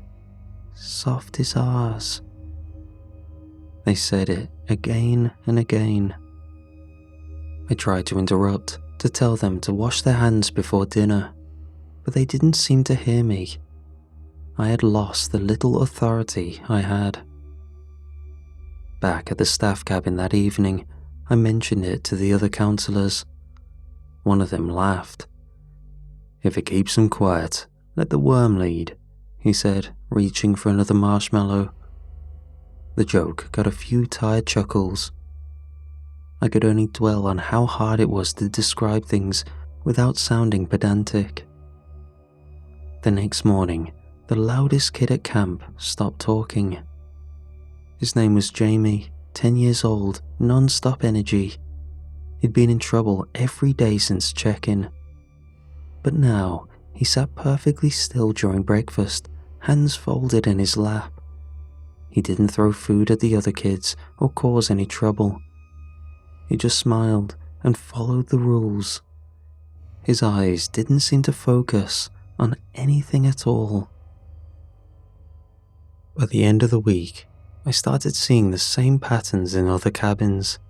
Kids sitting in silence during rec time, waking before the morning bell without being told, meals eaten in neat, identical bites. Soft is peace, soft is patience, soft is ours. Someone built a second place for him. I found it by accident, behind the camp stage, a hollow scooped out beneath the planks, lined with moss and twigs. A shallow bowl of damp soil rested in the center, with bits of apple peel and carrot arranged around the rim. There was no worm inside, but the dirt was warm when I touched it. Later that day, I noticed the boy from Blue Cabin, the one with the inhaler he kept on a lanyard around his neck, wasn't wearing it anymore. I asked him where it was. "I don't need it," he said, calm as anything. "He helps us breathe better." I reported it to the nurse. She checked his bunk and found the inhaler wrapped in leaves tucked under his mattress. The cook started locking the pantry after that. Not because of theft, at least not the usual kind. We weren't missing sweets or soda or anything obvious. Instead, it was things like dried mushrooms, tree bark from the foraging bin, ground oats and salt. Anything dry enough to crumble. One afternoon, she found 4 kids in the craft room using a mortar and pestle from the pottery station. They filled it with bark shavings and something that looked like lichen. That evening, one of my campers pulled me aside while the others were brushing their teeth. "He's helping us get ready," she said quietly. "For what?" She thought about it for a second, as though checking the answer against something I couldn't hear. "He says the quiet will come soon." I didn't sleep much that night. Sometime after 3, I heard movement outside the cabin, a low rustling that didn't belong to wind or animals. I stepped onto the porch. In the open field beyond the tree line, a dozen of them stood in a loose circle. They were moving, dancing, slowly and deliberate, eyes closed, hands lifted as though feeling for something in the air. Their feet shifted through the grass in perfect, silent rhythm. One of them turned toward me as I stepped closer. It was Jamie. His smile was wider than before. And then they all ran back to their bunks. I went straight to the director's office after breakfast. Didn't wait for a staff meeting. Just walked across the gravel with that sick, electric feeling in my chest that comes when you know you've let something go too far without saying anything. The door was already open. He was sitting behind his desk with his hands folded, staring down at a stack of paperwork. I knocked once, then stepped inside. "Do you have a minute? I think a kid's game is going too far." He looked up when I said his name, blinking slowly like I pulled him out of a dream. "They're not pretending," he said. "That's what's beautiful about it." I hadn't told him what I'd come to talk about yet. I backed out without replying. The landline in the staff cabin gave me nothing but a low, steady tone. My phone still showed signal, but every call I tried dropped before the first ring. I checked the van. The keys weren't on the hook where they were supposed to be. By lunch, I couldn't find two of the other counselors. Their bunks were empty, their phones still charging on the windowsill. The ones who were left didn't seem concerned. "They're probably helping set up for tonight," one of them said, eyes fixed on the mess hall wall, despite nothing being there. Campfire started just after sunset. We usually did songs on Fridays, skits, s'mores if the cook had the patience for it. This time, no one brought instruments, and no one asked for marshmallows. The shoebox had been placed on a stump near the fire pit. Kids from every cabin lined up without being told. One by one, they stepped forward and knelt in the dirt. Some closed their eyes, others pressed their foreheads to the lid. No one spoke above a whisper. I pushed through the back of the crowd and reached for the stump. The lid was already off. The soil inside had been disturbed, hollowed out in the center like something had pushed its way free.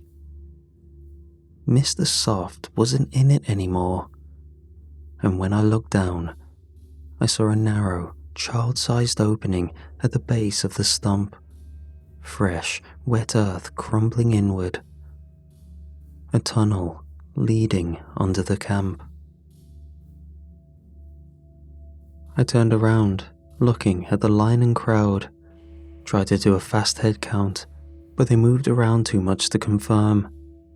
But I had to assume, and it was a strong assumption, that some of the kids had crawled in.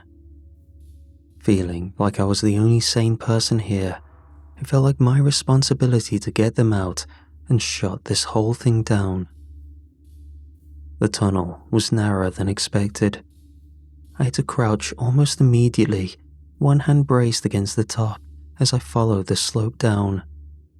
The air smelled wet, the kind that's been turned over too many times, packed and repacked until it holds its shape. This was too big for the kids to have done in an evening. I had to pretend it had been here the whole time, opened up by the kids, because the alternative was too overwhelming to think about. I thought it would open up eventually, that there'd be some kind of chamber where they'd built a nest, a hollowed out room with a worm in the middle, surrounded by candles or leaves or whatever it was they thought they were doing down here. It didn't. The tunnel split, then split again. Low crawl spaces branching off in different directions, all of them shallow enough that I had to get on my hands and knees to follow. The soil had been pressed smooth along the walls, as if someone had taken the time to pat it down with their palms. I picked one path at random. After a few feet, the ground dipped slightly. A shallow depression had been carved into the dirt, just enough to cradle something the size of a fist. Inside it was a worm. It lay coiled in on itself, pale against the dark soil, moving with that slow, steady contraction I'd come to recognize in the box back at the cabin. And beside it, a child. He was lying on his back, eyes open, hands folded neatly over his chest. I recognized him from Cabin Blue, the one who always forgot his water bottle during hikes. He didn't react when I said his name, didn't blink, just kept breathing, slow and measured. I crawled further, another hollow, another worm, another child beside it. This time, a girl from my cabin. Her braid had come loose and spread out in the dirt behind her like something rooted. A worm rested across her collarbone, its body rising and falling with each breath she took. Further in, a third. The worm had been placed across the child's mouth, its body curled gently along the curve of his lips. He didn't move, didn't flinch. They weren't afraid of being down there. They weren't afraid of anything. They were copying it. Each child lay beside their own hollow, matching the worm's posture as best they could.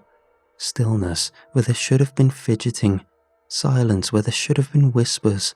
Their chests rose and fell in time with one another. Identical. I tried again, said their names louder this time. Nothing. Then one of them turned their head toward me, just a slow, careful motion that kept the rest of her body perfectly aligned. Her eyes met mine. "He's teaching us," she whispered. A pause. "How to be soft." I reached for the boy closest to me. It was Aaron. He cried the first night because he missed his dog. He used to talk through every activity, narrating what he was doing even when no one asked. Now, he lay beside the hollow with his hands folded neatly over his chest, watching the ceiling of packed dirt above him. I took hold of his wrist and pulled. His arm came up easily, slack at the elbow, fingers still curled in that same relaxed shape. When I tried to sit him up, his body followed in pieces, head last, spine loose, like he'd forgotten how to support himself. Behind me, I heard movement. The other children were sitting up now. One at a time, they lifted themselves from the dirt and turned to look at me with faces full of concern. "He doesn't like it when we struggle," one of them said. I turned back to Aaron. His eyes hadn't left the ceiling. "He's helped us," another voice added. "No more fighting," said a third. "No more shouting. No more wanting things." The boy with the inhaler lay 2 hollows down, chest rising and falling with the same slow rhythm as the rest of them. The lanyard was gone. So was the tightness that usually showed up around his mouth when he laughed too hard. One of the younger girls picked up the worm from a hollow and placed it gently into her open palm. She pressed down until the skin at the base of her thumb turned white, until the soft body beneath her hand bulged at the edges. "Pain is loud," she said, smiling faintly. "Soft is quiet." They weren't worshipping it. They were practicing, learning how to lie still, how to let things happen without resistance, how to stop asking, stop objecting, stop moving. I backed out the way I came. No one tried to stop me. The tunnel stayed quiet behind me, just the slow, shared breathing fading as I crawled toward the light. By the time I pulled myself out into the open air, my hands were shaking hard enough that I couldn't tell if it was from the dirt or something else. I went straight to the cabin. The door was open. One of the missing counselors was lying on the lower bunk, perfect posture, hands folded neatly over his chest, eyes open. For a second, I thought he was dead. Then, I saw his throat move. A worm rested in the hollow just above his collarbone, its body curved gently along the dip where his neck met his chest. It rose and fell with each shallow breath he took. I said his name. Nothing. I stepped closer and grabbed his shoulder, shaking him once, then harder. His head rocked with the motion, but his eyes didn't shift. They stayed fixed on the ceiling, unblinking. When he spoke, it was barely louder than a breath. Soft is peace. I let go. He wasn't sick or hurt. He was corrected. Outside, I heard footsteps on the gravel. When I turned toward the door, they were already there. A handful of kids from different cabins stood just beyond the threshold. More gathered behind him, moving slowly out of the trees. No one pushed, no one tried to come inside. They were waiting. "You don't have to be scared," one of them said. "It's easier when you stop trying."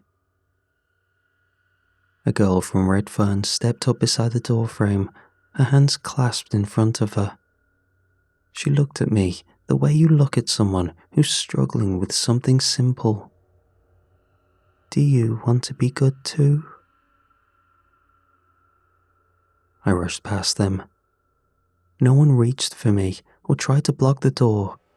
The girl by the frame moved just enough to give me space, the way you would if someone needed to leave the room in a hurry and you didn't want to make it worse. Outside, the clearing had filled. Campers from every cabin stood in loose rows across the gravel and grass, some still in pajamas, some barefoot, all of them facing the cabin like they'd been waiting for something to finish. They stood in silence with their hands folded, watching me the way the others had watched from the tunnels, calm, patient, and unafraid. I walked down the steps. No one followed.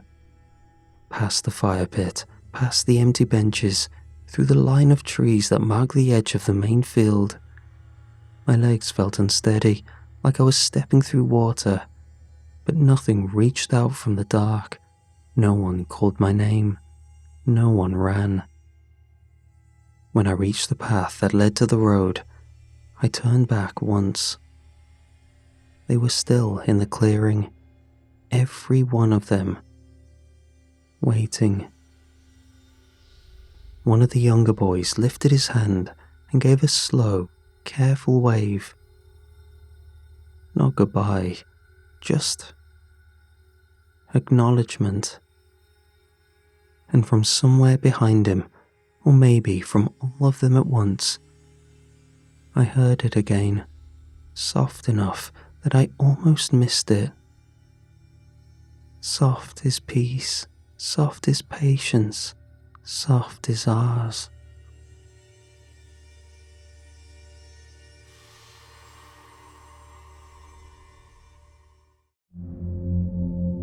I work for an environmental risk contractor that assesses long-term stability risks.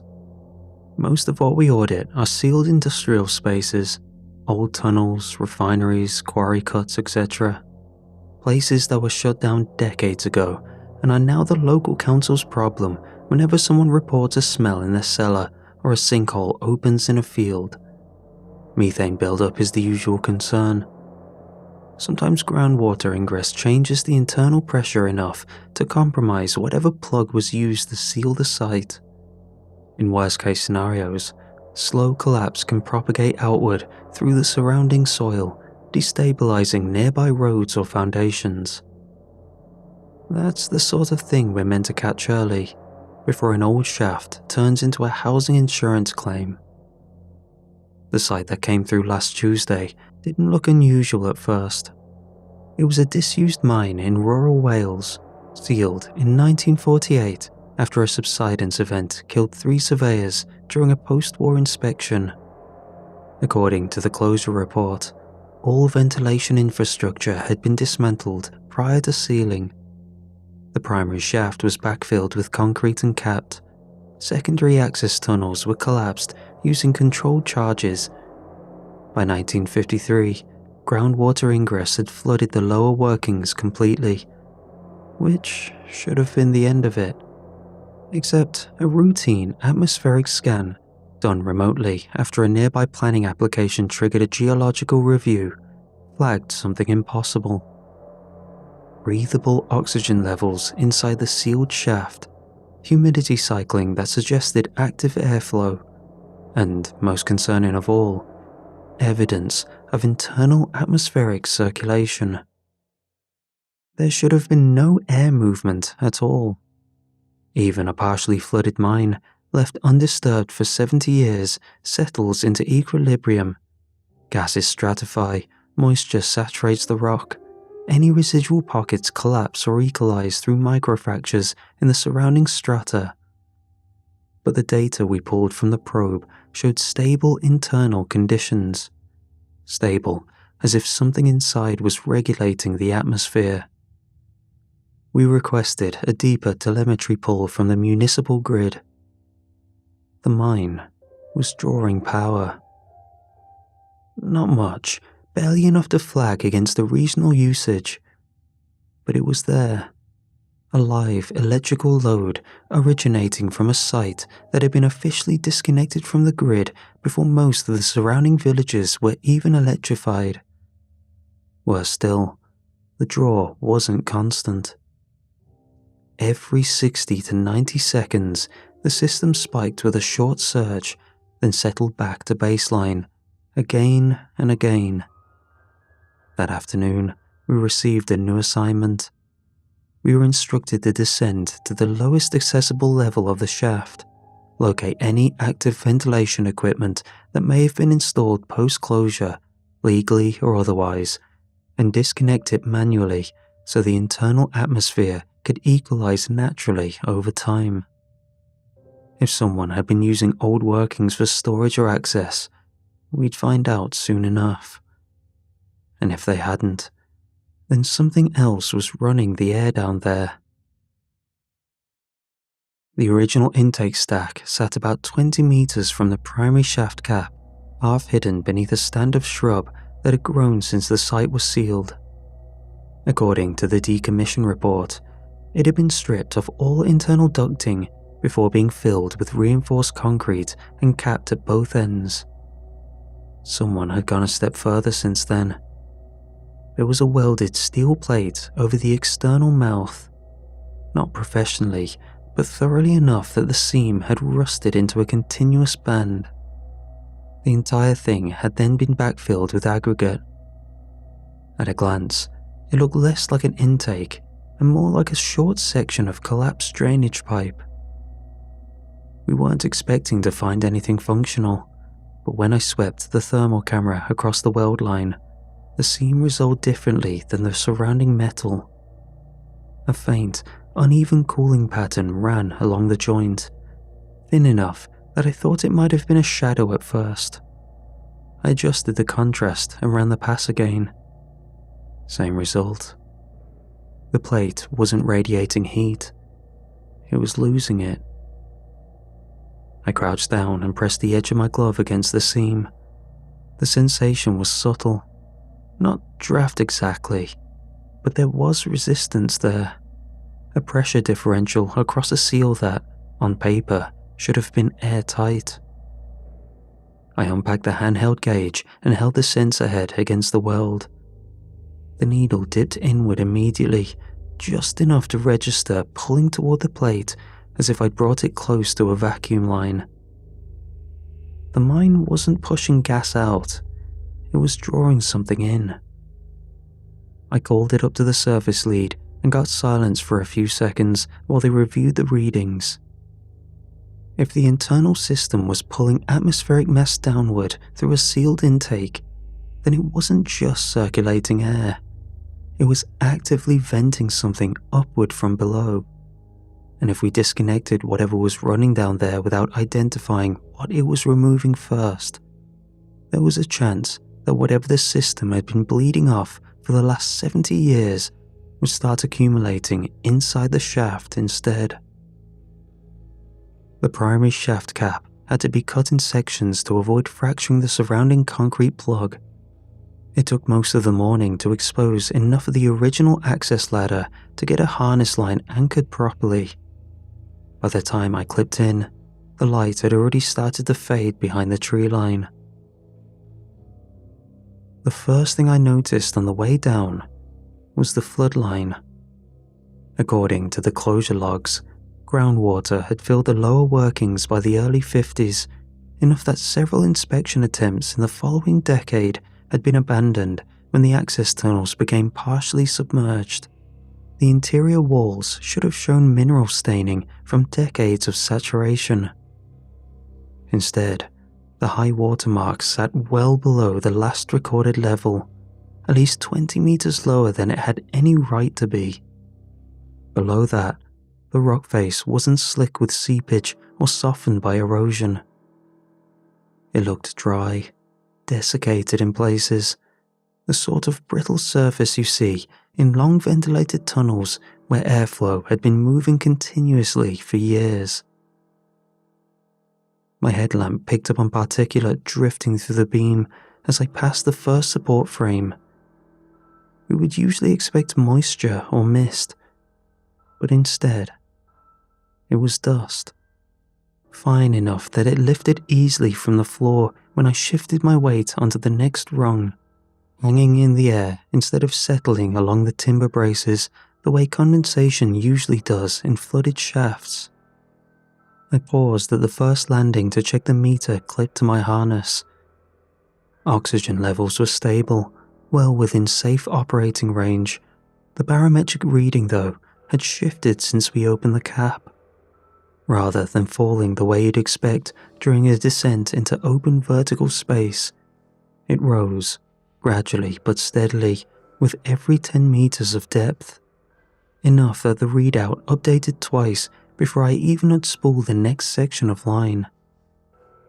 Something down there was displacing volume upward through the shaft, and whatever was pushing out had more mass than the air we'd come in with. The primary junction opened out beneath the ladder shaft into a low-ceiling chamber that split into 3 documented routes, 2 of them terminating in collapsed access tunnels, the third leading toward the lowest operational level recorded prior to closure. I unhooked from the descent line and moved far enough into the chamber to avoid disturbing the air column directly beneath the shaft before taking the tracer pellets from my kit. They're designed to disperse slowly once exposed, fine enough to follow ambient airflow through confined spaces without dropping out immediately. In most sealed environments, they settle in minutes. I released the pinch into the junction and watched the particles pull together in an unusual, narrow stream. A slow but consistent draw toward the lowest documented chamber. Directional movement, downward. And when I checked the barometric meter again, the pressure had climbed another increment since I'd left the ladder. To rule out instrument drift, I cracked open a small sample container at chest height. The lid flexed slightly as it came free, the sides pulled inward a fraction, enough to crease along one of the molded seams before equalizing. Something inside the tunnel system was increasing the atmospheric load within occupied space. Not by introducing additional oxygen, the meter still read safe, but by forcing mass into the chamber from somewhere deeper in the workings. And if the ventilation system was still active beyond the lower levels, then whatever it had been running for the last 70 years wasn't just circulating breathable air. It was removing something heavier than it, which meant cutting power from the surface without locating the active fans first risked trapping it below the ground with us. There wasn't any way to disconnect the system safely without going down to it. The access tunnel narrowed as it approached the section marked as collapsed in the 1961 inspection report. According to the archive logs, a roof failure had sealed this part of the workings entirely, a progressive cave-in that made any further descent structurally unsafe. The closure documentation treated it as a dead end from that point forward. Except, the obstruction wasn't there anymore. Where the collapse would have filled the tunnel from floor to ceiling, the rock had been cleared back. There were no fracture patterns, no scoring from cutting tools. The larger slabs had been shifted aside and stacked along the walls, leaving a passable route through the debris field. Beyond it, the tunnel ended at a steel bulkhead. A pressure-rated door that had been set directly into the exposed rock face, recessed along its edges with a composite seal that still held tension when I ran my light across it. The hinges were intact, the locking wheel sat flush against the frame. Stamped along the upper plate were inspection markings, dates that fell decades after the mine had officially been sealed. 1978, 1979, 1980. There was no installation record in any of the closure documents we'd reviewed, no ownership transfer, no refitting permits, nothing that explained how a reinforced pressure door had been placed this far below the ground without anyone noticing. I stepped closer and pressed my palm against the metal. Through the glove, I could feel a low, mechanical vibration, faint but steady. Ventilation noise carrying through from whatever lay on the other side.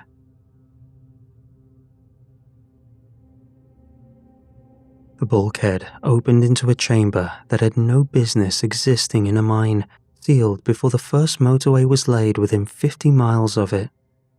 The ventilation assembly sat bolted to the rock like it had been installed yesterday. 4 industrial fans mounted in sequence along a reinforced housing, drive belts tensioned correctly, casings free of corrosion.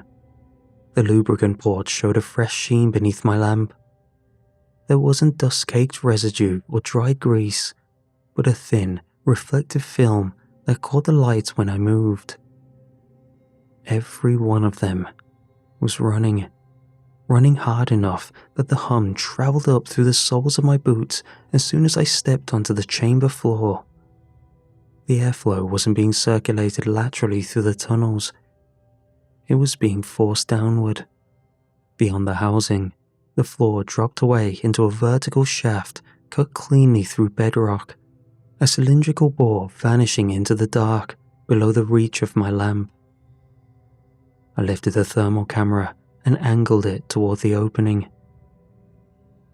For a moment, the display showed nothing but the ambient gradient of the chamber walls. Then, something passed beneath the lens. A slow bloom of heat, rising from somewhere below the map depths of the mine, fading again before it reached the lip of the shaft. I stepped closer. The pressure change made itself known before the meter updated, a dull ache building behind the eyes, a tightening along the jaw hinge, as though the helmet strap had been cinched 1 notch too far. The vibration underfoot deepened, resolving into a low, mechanical tremor that traveled through the support frame and into my harness. I took the sample jar from my kit and held it out over the opening. When I twisted the lid free, the container just collapsed. The sides pulled inward so sharply that one of the molded ridges split along its seam before I could close it again, the plastic warping in on itself as if I'd cracked it open at depth underwater. Whatever was rising through that shaft wasn't replacing the air. It was displacing it, forcing something denser upward into the tunnels faster than the system could bleed it off. The seismic logger chirped once at my hip, sharp enough to cut through the fan noise. I pulled it free just as the readout updated. A micro tremor. Origin depth below the lowest map level of the mine. Before I could flag it up to the surface team, something moved beneath the shaft. The pressure waves struck from below without warning. A hard, concussive lift that rattled the fan housing and kicked a skin of dust up from the chamber floor. The support frame shuddered as anchor bolts along the shaft lips strained outward in their sockets, the metal whining against the rock as if something beneath had pushed up against the entire column at once. On the thermal display, the shaft filled with another rising bloom, hotter this time, climbing fast enough to smear across the screen before fading into the ambient gradient of the chamber. The fans changed pitch immediately. Airflow reversed with a metallic clatter that ran the length of the assembly as the system shifted from intake to exhaust. The pressure behind my eyes eased by a fraction as the tunnel system began to vent upward through the primary shaft. From somewhere below, a sound followed it. Slow and rhythmic, something periodic, spaced far enough apart to register as deliberate, carrying up through the bore like breath moving through a pipe. Another tremor registered on the logger. This time, the displacement that followed came with it. A heavy push that forced the air in the chamber toward the exhaust ducts, lifting loose debris from the floor in a narrow spiral as the system fought to bleed off the load. Something below the shaft was moving. Each upward motion drove an entire column of compressed gas ahead of it, forcing mass into the tunnel network faster than it could equalize naturally. The ventilation system wasn't just circulating breathable air, it was venting atmospheric load generated by whatever was coming up from beneath the mapped geology. The exhaust cycle that followed the last displacement didn't stop at the chamber. I heard it tear through the access tunnel behind me, a sudden, violent shift in pressure that traveled the length of the passage like a physical blow. The bulkhead I'd come through slammed shut a second later, the seal hitting the frame with enough force to rattle dust from the ceiling supports. I turned back immediately and grabbed for the manual override. The wheel held fast, locked in place by the load on the other side. I leaned into it anyway, felt the metal flex beneath my grip without turning as the pressure differential forced the seal tighter into its seat. Then, the intake resumed. The air in the chamber drew hard toward the shaft as the fans reversed and the tunnel ahead, the one leading back toward the primary ladder, shifted along its support frames. The steel bracing flexed inward just enough to narrow the passage, rock grinding against the struts as the load settled back into the access route. Dust lifted from the floor, but didn't fall. Another intake surge hit. The frame ahead bowed again, further this time, until the passage pinched almost shut before easing by a few centimeters when the system tried to compensate. I took a step toward it and stopped. Behind me, the fan pitch changed. The cycling interval was gone. There was no pause between intake and exhaust, no return to neutral flow. The system had shifted into constant draw, pulling downward through the bore hard enough that the upper tunnels began to take the strain. The next intake drove the pressure back up the access route. The support frame ahead of me creaked as the rock around it compressed, the floor grating lifting under my weight before settling again.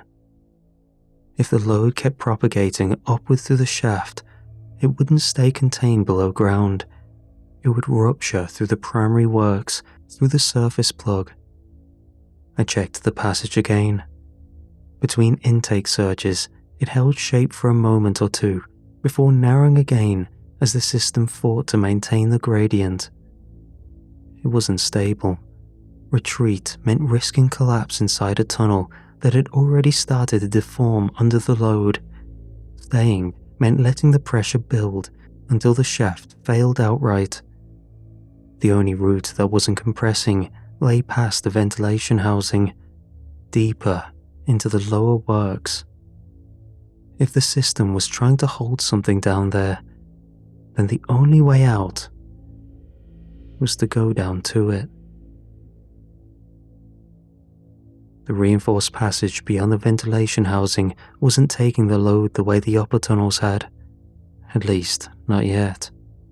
The next intake surge drove the pressure through the corridor hard enough that the inspection hatches set into the walls rattled in their frames, the composite seals along their edges flexing outward as the internal gradient shifted. Overhead, the conduit brackets bowed away from the rock face by a few millimeters before settling again when the system compensated. Dust lifted from the floor grating. Rather than fall when the intake eased, it hung there, drawn upward into a slow spiral that stretched down the length of the corridor toward the bore. Another surge followed. This one shifted the tunnel geometry enough that I felt it through my boots, the floor tilting a fraction as the rock behind the steel framing took the strain. I moved when the pressure dropped, advancing a few meters before the next intake hit and the passage narrowed again around the bracing. The pattern repeated, moved when the system bled off the load, stopped when the intake drew it back down. Behind me, a support anchor tore free from the wall with a sharp metallic crack that echoed through the corridor, followed by the dull scrape of rock shearing along the ceiling seam. Dust spilled into the passageway as a section of the upper support frame dropped half an inch in its mount. The route I'd come through narrowed perfectly where it settled. Ahead of me, though, the reinforced section held its shape a moment longer between surges, the pressure redirecting itself down through the lower ducts instead of forcing its way up through the corridor. The system was letting the upper works deform, to keep whatever was below from pushing through them. The corridor ended at the sealed operations room. I forced the latch open between intake surges and stepped inside just as the pressure climbed again, the door dragging against its frame before sealing behind me. The instrumentation along the far wall was still live. Barometric recorders flickered across a spread of analog dials and digital readouts, each one tied back to the ventilation system running somewhere above. Intake ratios sat well below the marked tolerance line, the indicator hovering just inside the acceptable range. I pulled the nearest logbook from the shelf and flipped it open. Maintenance notes ran alongside the displacement records, annotations in different hands across the years, all of which were absent from any records we had access to on the surface. Displacement amplitude increases when intake drops below recommended gradient. Further down, the recorded draw matched the reading in front of me. Minimum containment threshold. Another intake surge pushed through the station. The shelving behind me creaked as the load shifted, unsecured binders bowing inward where the pressure flexed the metal uprights. Along the doorframe, the composite seal compressed hard enough that the inner lining lifted away from the rock by a few millimeters before settling again when the system compensated. I scanned the intake channels on the console. The feed line marked for the lower containment ducts blinked amber, active but not fully engaged. Part of the system had gone offline. The next displacement registered on the seismic logger at my hip, shallower than the last, which meant whatever was generating the load beneath the shaft had already migrated upward through the surrounding strata. Another intake hit. The door seal flexed again in its mount. The system was still running, but it wasn't holding it.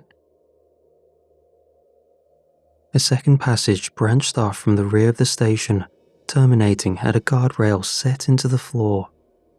Beyond it, the containment board dropped away into darkness, a vertical cut driven through bedrock to a depth the original mine had never reached. I brought a thermal camera up and angled it toward the shaft. A broad heat signature filled the lower half of the display. It wasn't a sharp point source, but a diffuse mass that shifted along the inner wall before fading into the ambient gradient above. The next intake surge hit before I could adjust the focus. The floor grating beneath my boots bowed upward a fraction as the pressure drove back through the station, the rail vibrating hard enough that I felt it in my teeth. The seismic logger didn't chirp. It rolled. The readout climbed slower rather than spiking as it had during earlier impacts. No fracture signature or rockfall. Displacement from somewhere below the map depth of the mine. A sound followed it up the bore, low and periodic, arriving seconds before the logger updated. Movement carried through the air ahead of the load. I checked the barometric meter. The intake held steady, but the pressure inside the station didn't drop with it. Whatever the system was drawing down now wasn't enough to counter what was being forced upward through the shaft. Something beneath the cavern was beginning to overcome the containment gradient. The system was failing. There was a service cradle fixed to the inner wall of the bore, a maintenance rig tied to the same conduit that fed the ventilation assembly above. I clipped in and dropped. The drill shaft widened as I descended, the scoring along its walls giving way to smoother stone where the cut had opened into a natural cavity beneath the collapse zone. The bore terminated in a cavern, a natural bedrock chamber formed far below the original workings, its ceiling lost beyond the reach of my lamp. Containment ducts had been driven into the perimeter at uneven intervals, their housing sunk directly into the rock and tied back into the intake network above. At the center of it, something had been embedded in the stone. A vast organic mass looked embedded just behind the stone. The skin looked stiff, but it was hard to make out exactly what it was. The surrounding strata had fractured outward from it over time, worn smooth in places where repeated impact had driven it against the bedrock again and again.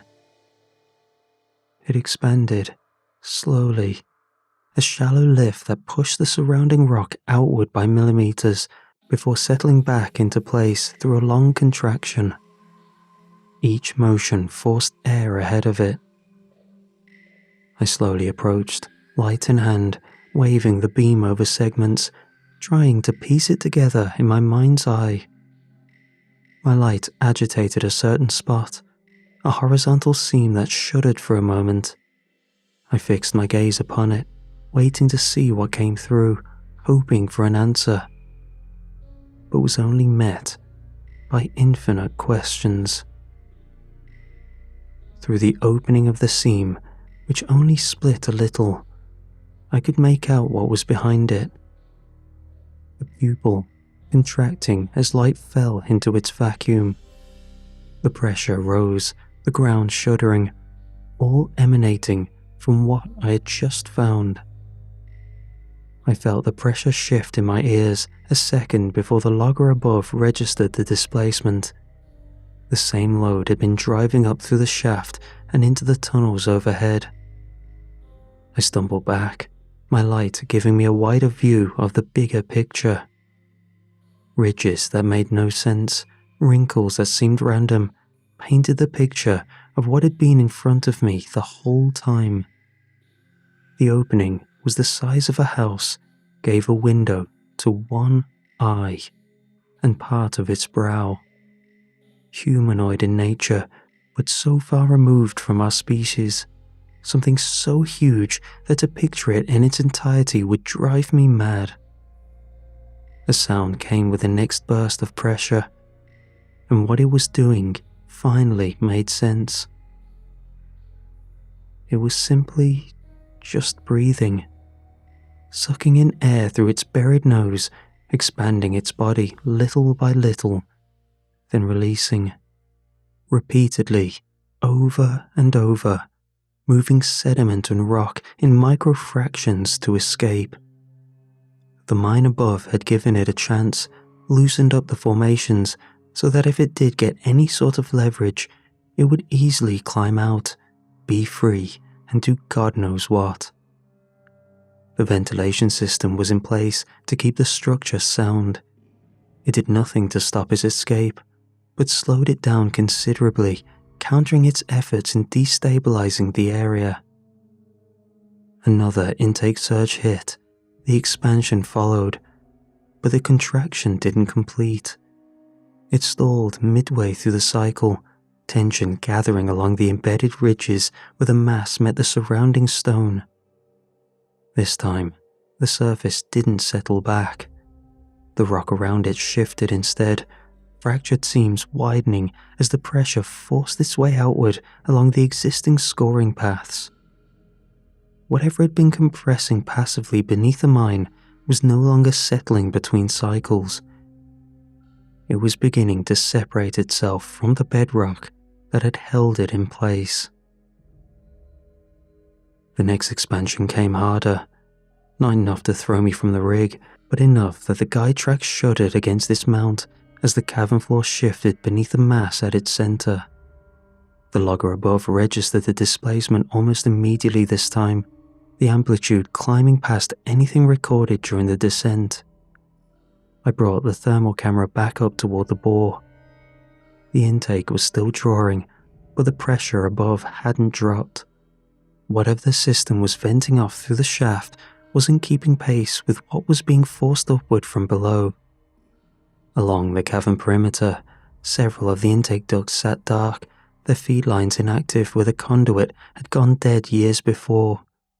The remaining housings strained against the load, composite seals flexing outward as the gradient failed to hold. I thought about the logbook in the station above.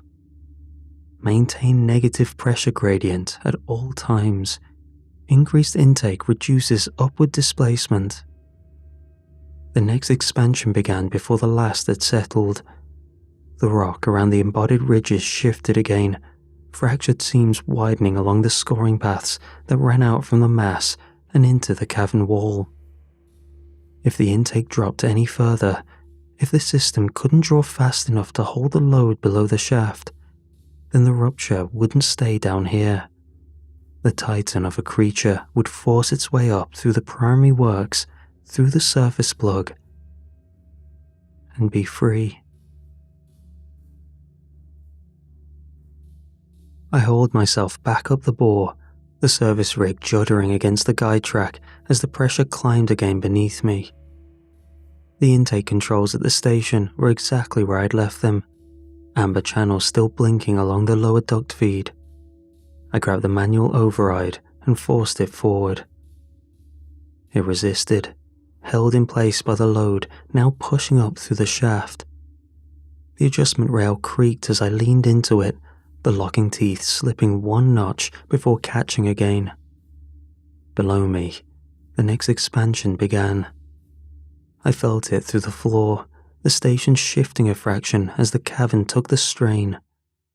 Something in the shelving behind me rattled loose as the displacement propagated upward through the bore. I forced the override again. This time, it moved. The intake channel opened fully, and somewhere above, the fans answered, the pitch climbing as the system drove itself harder against the lower ducts. The barometric readout dropped in small increments. On the seismic logger, the next displacement registered late, the amplitude rounding off before settling back toward baseline. I brought the thermal camera up toward the shaft. The expansion cycle that followed came shorter than the last, but it didn't carry the same weight. And when the contraction began, it finished. I felt it immediately. The pressure shift that had been bowing the station walls between cycles now easing before it could take hold. The floor settled beneath my boots instead of lifting, the barometric readout stepping down another increment as the system held the increased draw. Up in the corridor, the change followed. The reinforced passage no longer narrowed along its support frames when the intake engaged. Steel bracing that had been flexing inward between cycles held its shape, the rock around it settling instead of grinding against the mounts. By the time I reached the ventilation chamber, the bulkhead seal that had locked me below had begun to release. The manual override turned under my hand, stiff but no longer pinned by the gradient. The door opened a fraction before the intake resumed, the pressure equalizing across the frame instead of forcing it shut. Containment had taken the load back, and for the first time since the descent, the upper works weren't carrying heavy pressure anymore. Even as I moved back through the reinforced corridor, the ventilation system kept drawing, the fans above maintaining a steady pull against the lower ducts without slipping back into the unstable cycling that had sealed the route behind me. The next displacement came late, and when it did, it carried less force, the pressure shift barely registering in my ears before the logger updated. By the time I reached the primary junction, the interval between movements had widened enough that the dust hanging along the tunnel floor began to settle again between surges. I checked the thermal camera one last time before climbing. The bloom that rose from the cavern below still spread across the display, but it no longer climbed. It thinned before reaching the shaft lip, fading back into the surrounding gradient as the system bled off the load. Whatever was moving down there hadn't stopped.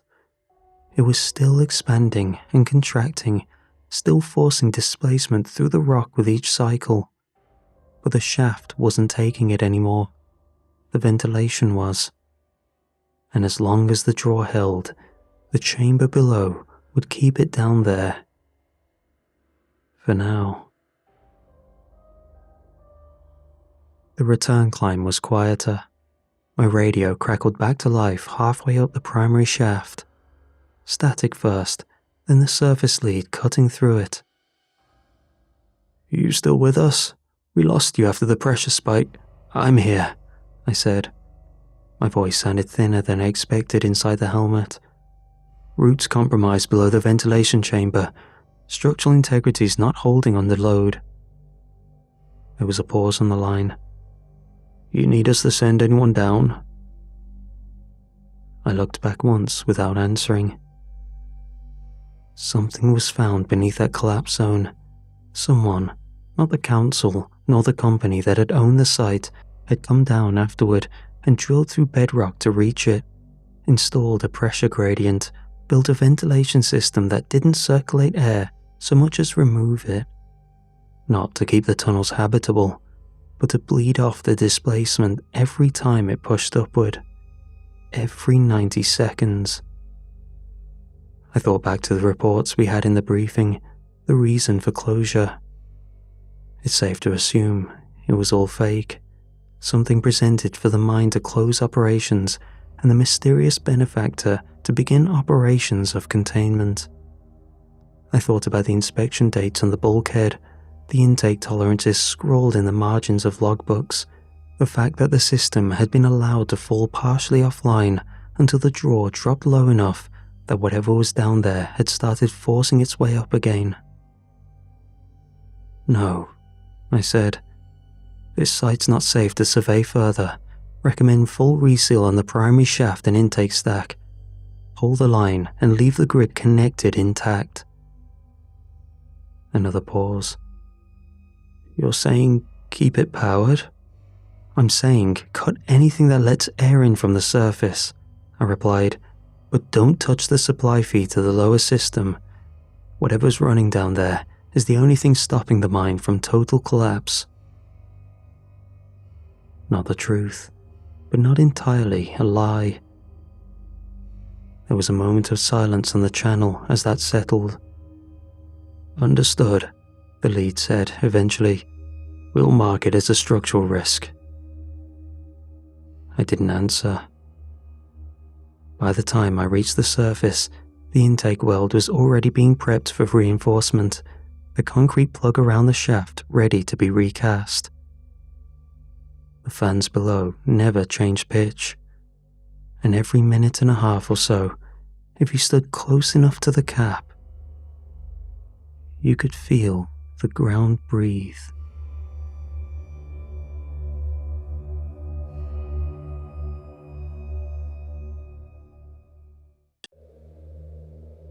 I'd been working night security on the lot long enough to know that the job only worked if nothing happened. That was the point of it. Repetition. You walk the same routes, check the same doors, log the same confirmations until the motions stopped requiring thought. The nights where you started thinking were the nights you missed something. The site itself was massive. Warehouses, office blocks, loading bays, service corridors stitched together with access roads and fencing. During the day, it was loud and chaotic. At night, it emptied out so completely it felt abandoned. Most shifts were automated, sensors reporting back to a central system, cameras cycling, logs filling themselves in. I was pretty much paid to watch Netflix all year because nothing ever went wrong. Christmas Eve was the exception. Early closures meant that all the building's operations had to be shut down, temporary overrides had to be applied and removed manually. Systems that normally talk to each other got staggered or isolated. For one night a year, the site stopped being able to rely on automation alone. So, on this one day of the year, the job changed. Instead of monitoring, I had to be present, physically verify locks, reset zones by hand, confirm lighting, power routing, access points, all of it on tight, specific timings. It wasn't dangerous, just precise. Work where being 5 minutes late mattered more than being absent. There was a failsafe for nights like that, a full site reset unit locked away in the central security hub. I'd been shown it during training years ago, back when I still had a supervisor walking me through procedures, designed for what the manual called full site instability. I'd never seen it used. No one I knew had. It existed, like a fire extinguisher behind glass, something you registered and moved on from. This year, staffing was thin. People wanted the holiday off. Management floated the idea of splitting the lot between 2 guards. I told them I'd handle it. I knew the site better than anyone still on the roster. I'd done this shift many times before with ease, and the bonus pay was enormous. The checklist they sent over was longer than usual, but still familiar. I skimmed it, logged in, and started my first round. The shift followed the same cycle: patrol, lock, reset, confirm, and log. Precision was key. Speed only mattered when it protected timing. I was always told the timing mattered because the systems talked to each other. I only worked security. The tech was above my pay grade, so I never fully understood what that meant. I carried a handheld unit clipped to my belt, scuffed from years of use. It was a scheduler, task windows, confirmation prompts, and timestamps. It didn't tell me what to do, so much as when I was supposed to do it. If I stayed inside those windows, the site behaved. Everything went quiet in the way they were supposed to. Language mattered too. Confirmations weren't checkboxes. They were short entries with exact phrasing. Deviate and the system would accept it, but not always interpret it the way you intended. The lot felt right when everything landed on time. The first problem came from a loading bay on the east side. A delivery cage had been left unsecured by a day crew rushing out early. Nothing dramatic, just a rolling barrier half a meter out of place, enough to block a sensor sweep. Fixing it cost me minutes I didn't have to spare. I logged the correction, tightened my pace, and watched the handheld roll forward to the next task. I felt irritated. Christmas Eve had no slack, but I'd managed tighter runs before. I lengthened my stride, recalculated the route in my head, and told myself the same thing I always did when the margins thinned. I'd make the time back. The first real squeeze came just after 8. My handheld chimed again before I'd finished clearing the last confirmation. the screen stacking tasks closer together than I liked. They weren't emergencies. That's the worst part. Just presence-required checks landing within the same narrow window. I swore under my breath and picked up the pace. Jogging wasn't part of the job. It had never been this bad. The whole point was consistency. The same steps, the same timing. But that one early setback compressed everything. I cut across a loading bay instead of taking the long corridor, badge already out, eyes flicking between doors and the countdown ticking on my device in my hand. I made it. Barely. The last confirmation accepted with seconds to spare. The handheld gave its soft acknowledgement tone, and the lot seemed to exhale with me. The low mechanical hum of the buildings evened out again, like a machine settling back into its preferred rhythm. Relief came sharp and fast. It made my hands feel light.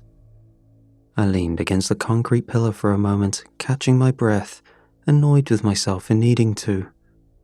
I logged the tasks, forced my writing to stay neat, and told myself this was still well within what I'd handled before. Christmas Eve always pushed. That was the job. Just one tight shift, and it'd be back to the easy life. That was when the radio clipped to my shoulder crackled. Just a quick burst, dry, electrical, cutting through the air like a tear in fabric. And then silence. The channel cleared on its own, the idle hiss returning as if nothing had happened. I frowned at it, thumb hovering near the volume knob, then let my hand fall away. Old building, cold night, interference. I pushed off the pillar and started walking again, already mentally rearranging the rest of the shift to stay ahead of the clock. The pace eased, the lot settled into the kind of quiet I'd been expecting all night. The stretch where your body stays tight even though nothing is actively demanding attention. I moved through one of the smaller office blocks, running the same checks I'd done hundreds of times before. The doors were still locked, but one of them resisted when I tested it, like the latch hesitated before remembering its job. The overhead lights took an extra beat to come up, humming softly before stabilizing. Little things. I blamed the hour. Christmas Eve always did strange things to the buildings. Partial shutdowns, half-powered systems, spaces caught between open and closed, annoyances you only notice when you're in a rush. I logged the checks and started down the corridor toward the exit when the handheld chimed. A motion sensor, single trigger, same floor and wing. The room I'd just come from. I stopped, listening. The air felt thick, as if the building were holding onto sound rather than letting it travel. I waited for the follow-up ping that would mean an actual problem. It never came. I stood there longer than I meant to, scanning doorways, watching the light panels, listening to my own breathing echo back a little louder than it should have. Eventually, I moved on. Standing still never fixed anything. But as I walked, the lot no longer felt empty. Occupied in a way I couldn't pin, like something had arrived early and was waiting for the rest of the night to catch up. By the time the next cluster of notifications hit, I could feel it in my shoulders before I saw it on the device. 2 critical tasks, different buildings, overlapping windows. Not impossible, but tight enough that I had to choose an order and commit to it without second-guessing. I checked the distances, pictured the routes, and went with the one that would bottleneck faster if I missed it. I broke into a jog again, boots slapping harder than I liked against concrete. The air felt colder now, sharp in my lungs. I keyed in the first reset with seconds to spare, waited for the confirmation tone, then turned and ran. The second task was on the far side of the lot, past loading bays that echoed my footsteps back at me at odd intervals. My handheld vibrated as the tolerance window narrowed. I vaulted a low barrier I usually walked around, felt something twinge in my calf, and ignored it. I made it. Barely. The indicator flipped from pending to green just as the timer expired. I leaned against the wall for a moment, hands braced on my knees, sweat cooling under my jacket. My pulse took its time settling. This was the part of the job no one talked about. The quiet aftermath, when your body realized how close you'd cut it. I logged both tasks, fingers moving faster than my breathing. When the timestamps populated, I frowned. Both were off by a minute, early on one, late on the other. I checked my watch, then the handheld. I corrected the times manually, added a brief note, and watched the system accept the edit without comment. Green across the board, clean again. I told myself it would be fine. Both were complete, just off. It wasn't my fault. Christmas Eve doing what it always did, compressing everything until even small errors felt loud. I moved on. A few minutes later, during a slower stretch, I pulled the log back up to reassure myself. The original incorrect times were there again, sitting where my corrections should have been. Then, the alert stopped. Just ended, mid-cycle, like someone had cut me from the system. My handheld stayed lit in my palm, screen ready, waiting for the next instruction that didn't come. I kept walking anyway. Standing still on a site this size felt worse than moving. The lot had changed its feel. The buildings were where they'd always been, but the air pressed closer. Sound behaved differently. My boots still struck concrete, but the noise didn't travel the way it should have. It fell short, absorbed, as if the space around me had decided it didn't need to carry anything anymore. This had never happened before, on a normal shift or a Christmas Eve one. The only difference this time was mistiming a few tasks. A drastic change for something so small. I slowed without meaning to. The emptiness I relied on was gone. In its place was something fuller. The sense you get in a crowded room when everyone goes quiet at once. No movement, just the awareness that you weren't alone in the way you were supposed to be. I told myself it was stress, a long shift compressing my perception. Still, I stopped. Behind me, something else stopped too. A pressure change, subtle but exact, like a breath being held the same time as mine. I didn't turn around. I stood there, listening to my own pulse, suddenly conscious of how much space my body took up. Whatever was moving wasn't wandering. It had matched my pace. And now, it was waiting. Lights dipped across the lot like someone had put a thumb over the lens of the night, but not evenly. One warehouse went dusky, while the office block stayed bright. The loading bay fluorescence thinned to a weak, sickly glow. It didn't look like a power cut. It looked like the lot had started making decisions about where the light was worth spending. I checked my handheld out of habit, expecting a cascade of tasks to explain it. The screen stayed calm. No faults or prompts. That was when I heard the sound. A slow drag through the corridor outside the nearest offices, coming from an especially darkened hallway, heavy enough to raise the hairs on my arms, steady enough to feel deliberate. It wasn't the staccato clatter of a loose trolley wheel or the skitter of wind-blown debris. It had weight. It had rhythm, like something moving with authority, despite the fact that I should be alone. I held still and listened, trying to place it. The drag continued. Then it paused. The corridor's glass panel gave me a slice of reflection and, for a second, it offered me a shape. Tall, folded forward, too much height packed into a hunched frame. Something rose from its head in branching silhouettes, antler-like, catching the weak light and brushing near the ceiling tiles as it passed. The joints didn't swing like a man's. They hinged. They clicked into the next position as if the body had rules different from mine. My mouth went dry so fast it hurt.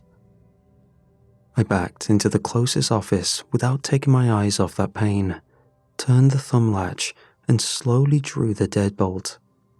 The lock sounded tiny in the quiet, and I prayed that the sound didn't travel to that thing. The dragging resumed, closer now. The sound didn't hurry or search. It traveled straight, like it didn't have to search, and would find me eventually.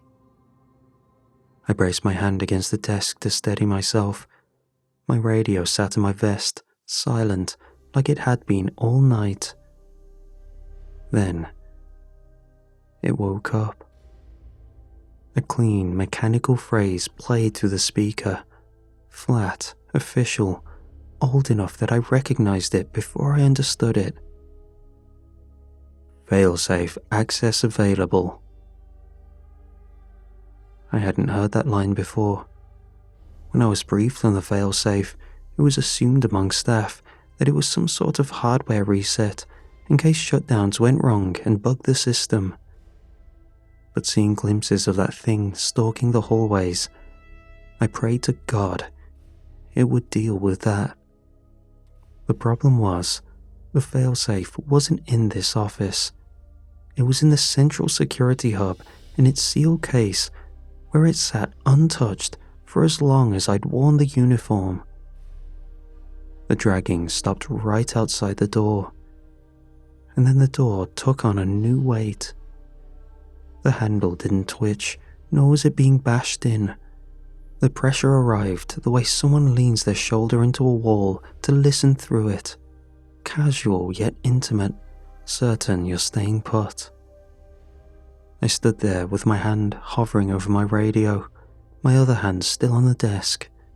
The pressure on the door stayed steady, like it had all the time in the world, and it was just a matter of time before it got in.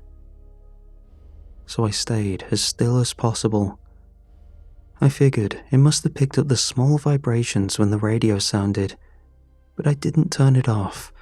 I didn't risk an ounce of sound, knowing it was just outside the door. My face was tense from only breathing in short, shallow gulps. Hard to do with my heart rate spiking. I waited until the pressure on the office door eased, the stress on the door relieved, as if it too was taking a breath of relief. When I heard it lumber away, I moved. I didn't think in words. I followed habit. Left turn past the break room, down the service stairs 2 at a time. Badge swipe I'd done 1,000 times without looking. The central hub was 3 buildings over, and I took the shortest internal route, cutting through corridors meant for carts and maintenance crews. I kept my pace steady. Running burned oxygen and made noise, and noise carried. So I was brisk, but still careful. The handheld stayed quiet in my grip, its screen glowing uselessly. Still no tasks. That scared me more than if it had been screaming. A task would give me hope that I had some agency in what was going on, but I was at the mercy of the unknown. I caught sight of it on the way, At the far end of the loading corridor, where the emergency lights cast long shadows, something tall crossed between them, its outline breaking into angles where joints shouldn't bend. It moved with weight, each step deliberate, hooves striking concrete with a sound I felt through my boots. I dodged between doorways, making sure not to stay too long in linear lines of sight. However, from all my ducking and crouch walking, my phone slipped out of my pocket, landing with a sharp clatter. Before I had a chance to pick it up, the sound staggered toward me. I was forced to flee as quietly as possible to a hiding spot. From there, I heard what I didn't want to hear. A glassy crunch. My phone was its first victim, and I was terrified I'd be the next. Another glimpse of it came in reflection, chrome trim on a forklift, polished smooth by years of hands. A silhouette behind me, crowned with branching shapes that scraped pipes along the ceiling. When I turned, the space was empty, but the smell lingered. Cold air, old hay, something burned. The central hub door came into view, and my chest tightened with relief so hard it almost slowed me down. I slipped inside, locked it, and crossed straight to the wall-mounted case. The failsafe. Grey metal, unlabeled, a red seal I'd only ever seen intact. Training videos were never specific on what it did, treated it like a theoretical, something for storms, riots, and blackouts that never came. My hand shook as I broke the seal and pulled the handle. But my heart sank. Nothing happened. The lights didn't change, the creature still wondered, my radio stayed quiet. There was no feedback that it had done anything. The impact came a second later. The outer office wall bowed inward with a deep, wet thud that rattled the fixtures and sent dust raining from the ceiling tiles. Glass flexed but held. Something dragged across it slowly, testing, learning the boundary. I backed into the inner office and locked myself in just as the wall shuddered again, harder this time. I had just enough time to think that I'd made it worse, when a sound ripped through the night above us. It wasn't an alarm or anything I could identify from years of working this job. The sound from above grew fast, close enough that my teeth rattled before I could make sense of it. It sounded vast, tearing through the air at impossible speed, followed by a concussive impact that shook the building to its bones. The building shuddered as if something immense had struck the roof and transferred its weight straight through the structure. The pressure against the wall stopped. Whatever was haunting me made a sound I hadn't heard yet. Fear. The pressure against the wall vanished. Whatever had been leaning there pulled back with sudden urgency, and a sound tore out of it, high and sharp, stripped of patience. Panic, unmistakable and raw. Then came footsteps. Each one landed with deliberate force, heavy enough to thrum through the walls, too slow to be chasing, too confident to be cautious. The hallway should not have been able to hold that much weight, but it did, groaning under the approach. And then, stranger still, laughter. Low, full, and unafraid. If this was some sort of military intervention, I imagined I'd hear the chirps of radios, the clicks of rapid boots on the ground in perfect unison to meet the creature with structure. The laughter didn't make sense.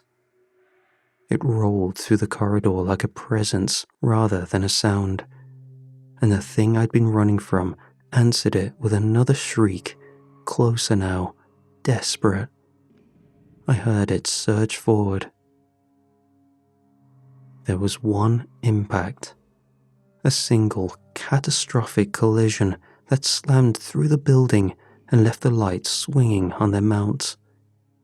I braced for another, holding my breath, waiting for whatever survived to finish the job. Nothing followed. The footsteps moved away, unhurried, fading with the weight of something that knew it had already won. Was that all it took? A creature that curled to move through tall hallways, enough strength to bow a wall just by leaning, beaten, in one motion?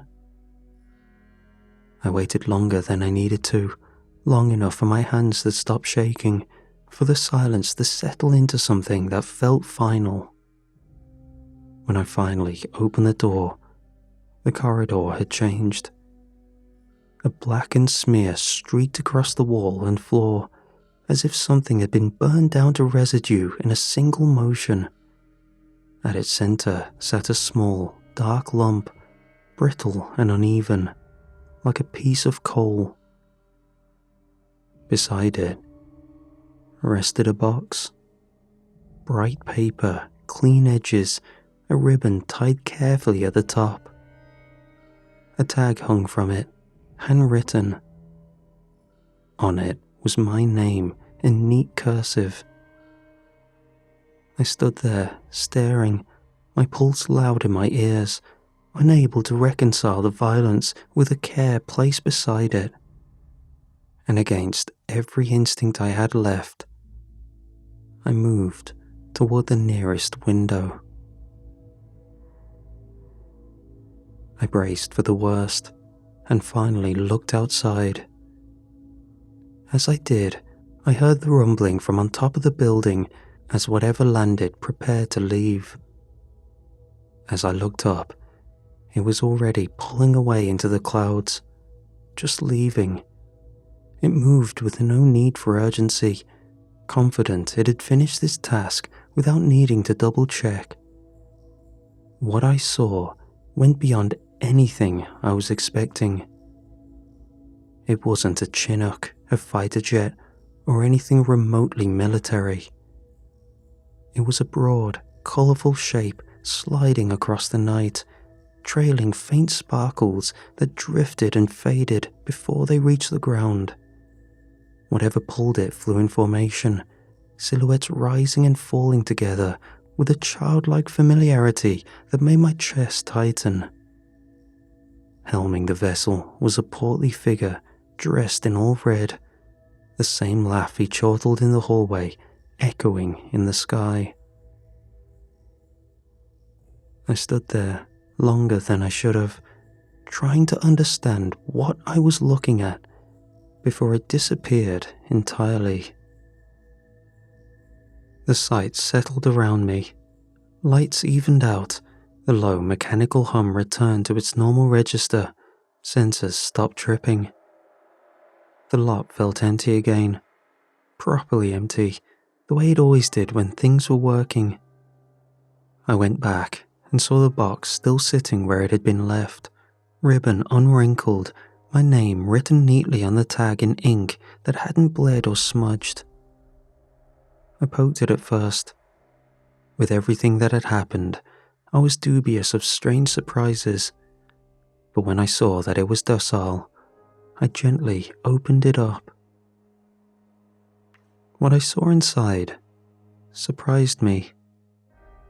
It was a brand new phone, same make as the one I just lost, but a newer model. I flipped it over a few times, and everything checked out. Just an ordinary new device, nothing eldritch about it, no devil's deal catch. I put it in my pack and ready to leave. I logged out early, noted nothing unusual in the report, and went home with my hands still shaking on the steering wheel. Over the next few days, I heard small things through the usual channels, Late shipments, minor timing errors, conflicting access logs that couldn't be reconciled. Nothing anyone wanted to dig into during the holidays. Nothing that justified a call back. I told no one what happened. I didn't try to explain it to myself out loud either. Every version I came up with collapsed under its own weight. The job being secret containment procedures, some kind of elaborate failsafe test I hadn't been cleared to know about, and what I could only perceive as the universal vision of Santa Claus rescuing me from some eldritch Krampus. To call it unbelievable would be an understatement. A fraction of the story enough to get me sent away for mental help. When I came in for my next shift, everything looked normal. The checklist was unchanged, the site map was the same, the central hub was quiet. I was ready to settle down for another year of an easy job. But out of curiosity, I checked the failsafe, which, last I saw, was used up, seal broken. It sat in its case, a new seal intact, status light green. It had been reset, ready to be used in another emergency. There was no note or message from management, no acknowledgement that Christmas Eve had been anything other than another shift. However, the fact that it had been reset meant that someone knew how the system worked. Someone knew when it failed and knew how to correct it. I still don't know what the job was really for. I only know that I did it, that something went wrong, and that something else showed up to fix it.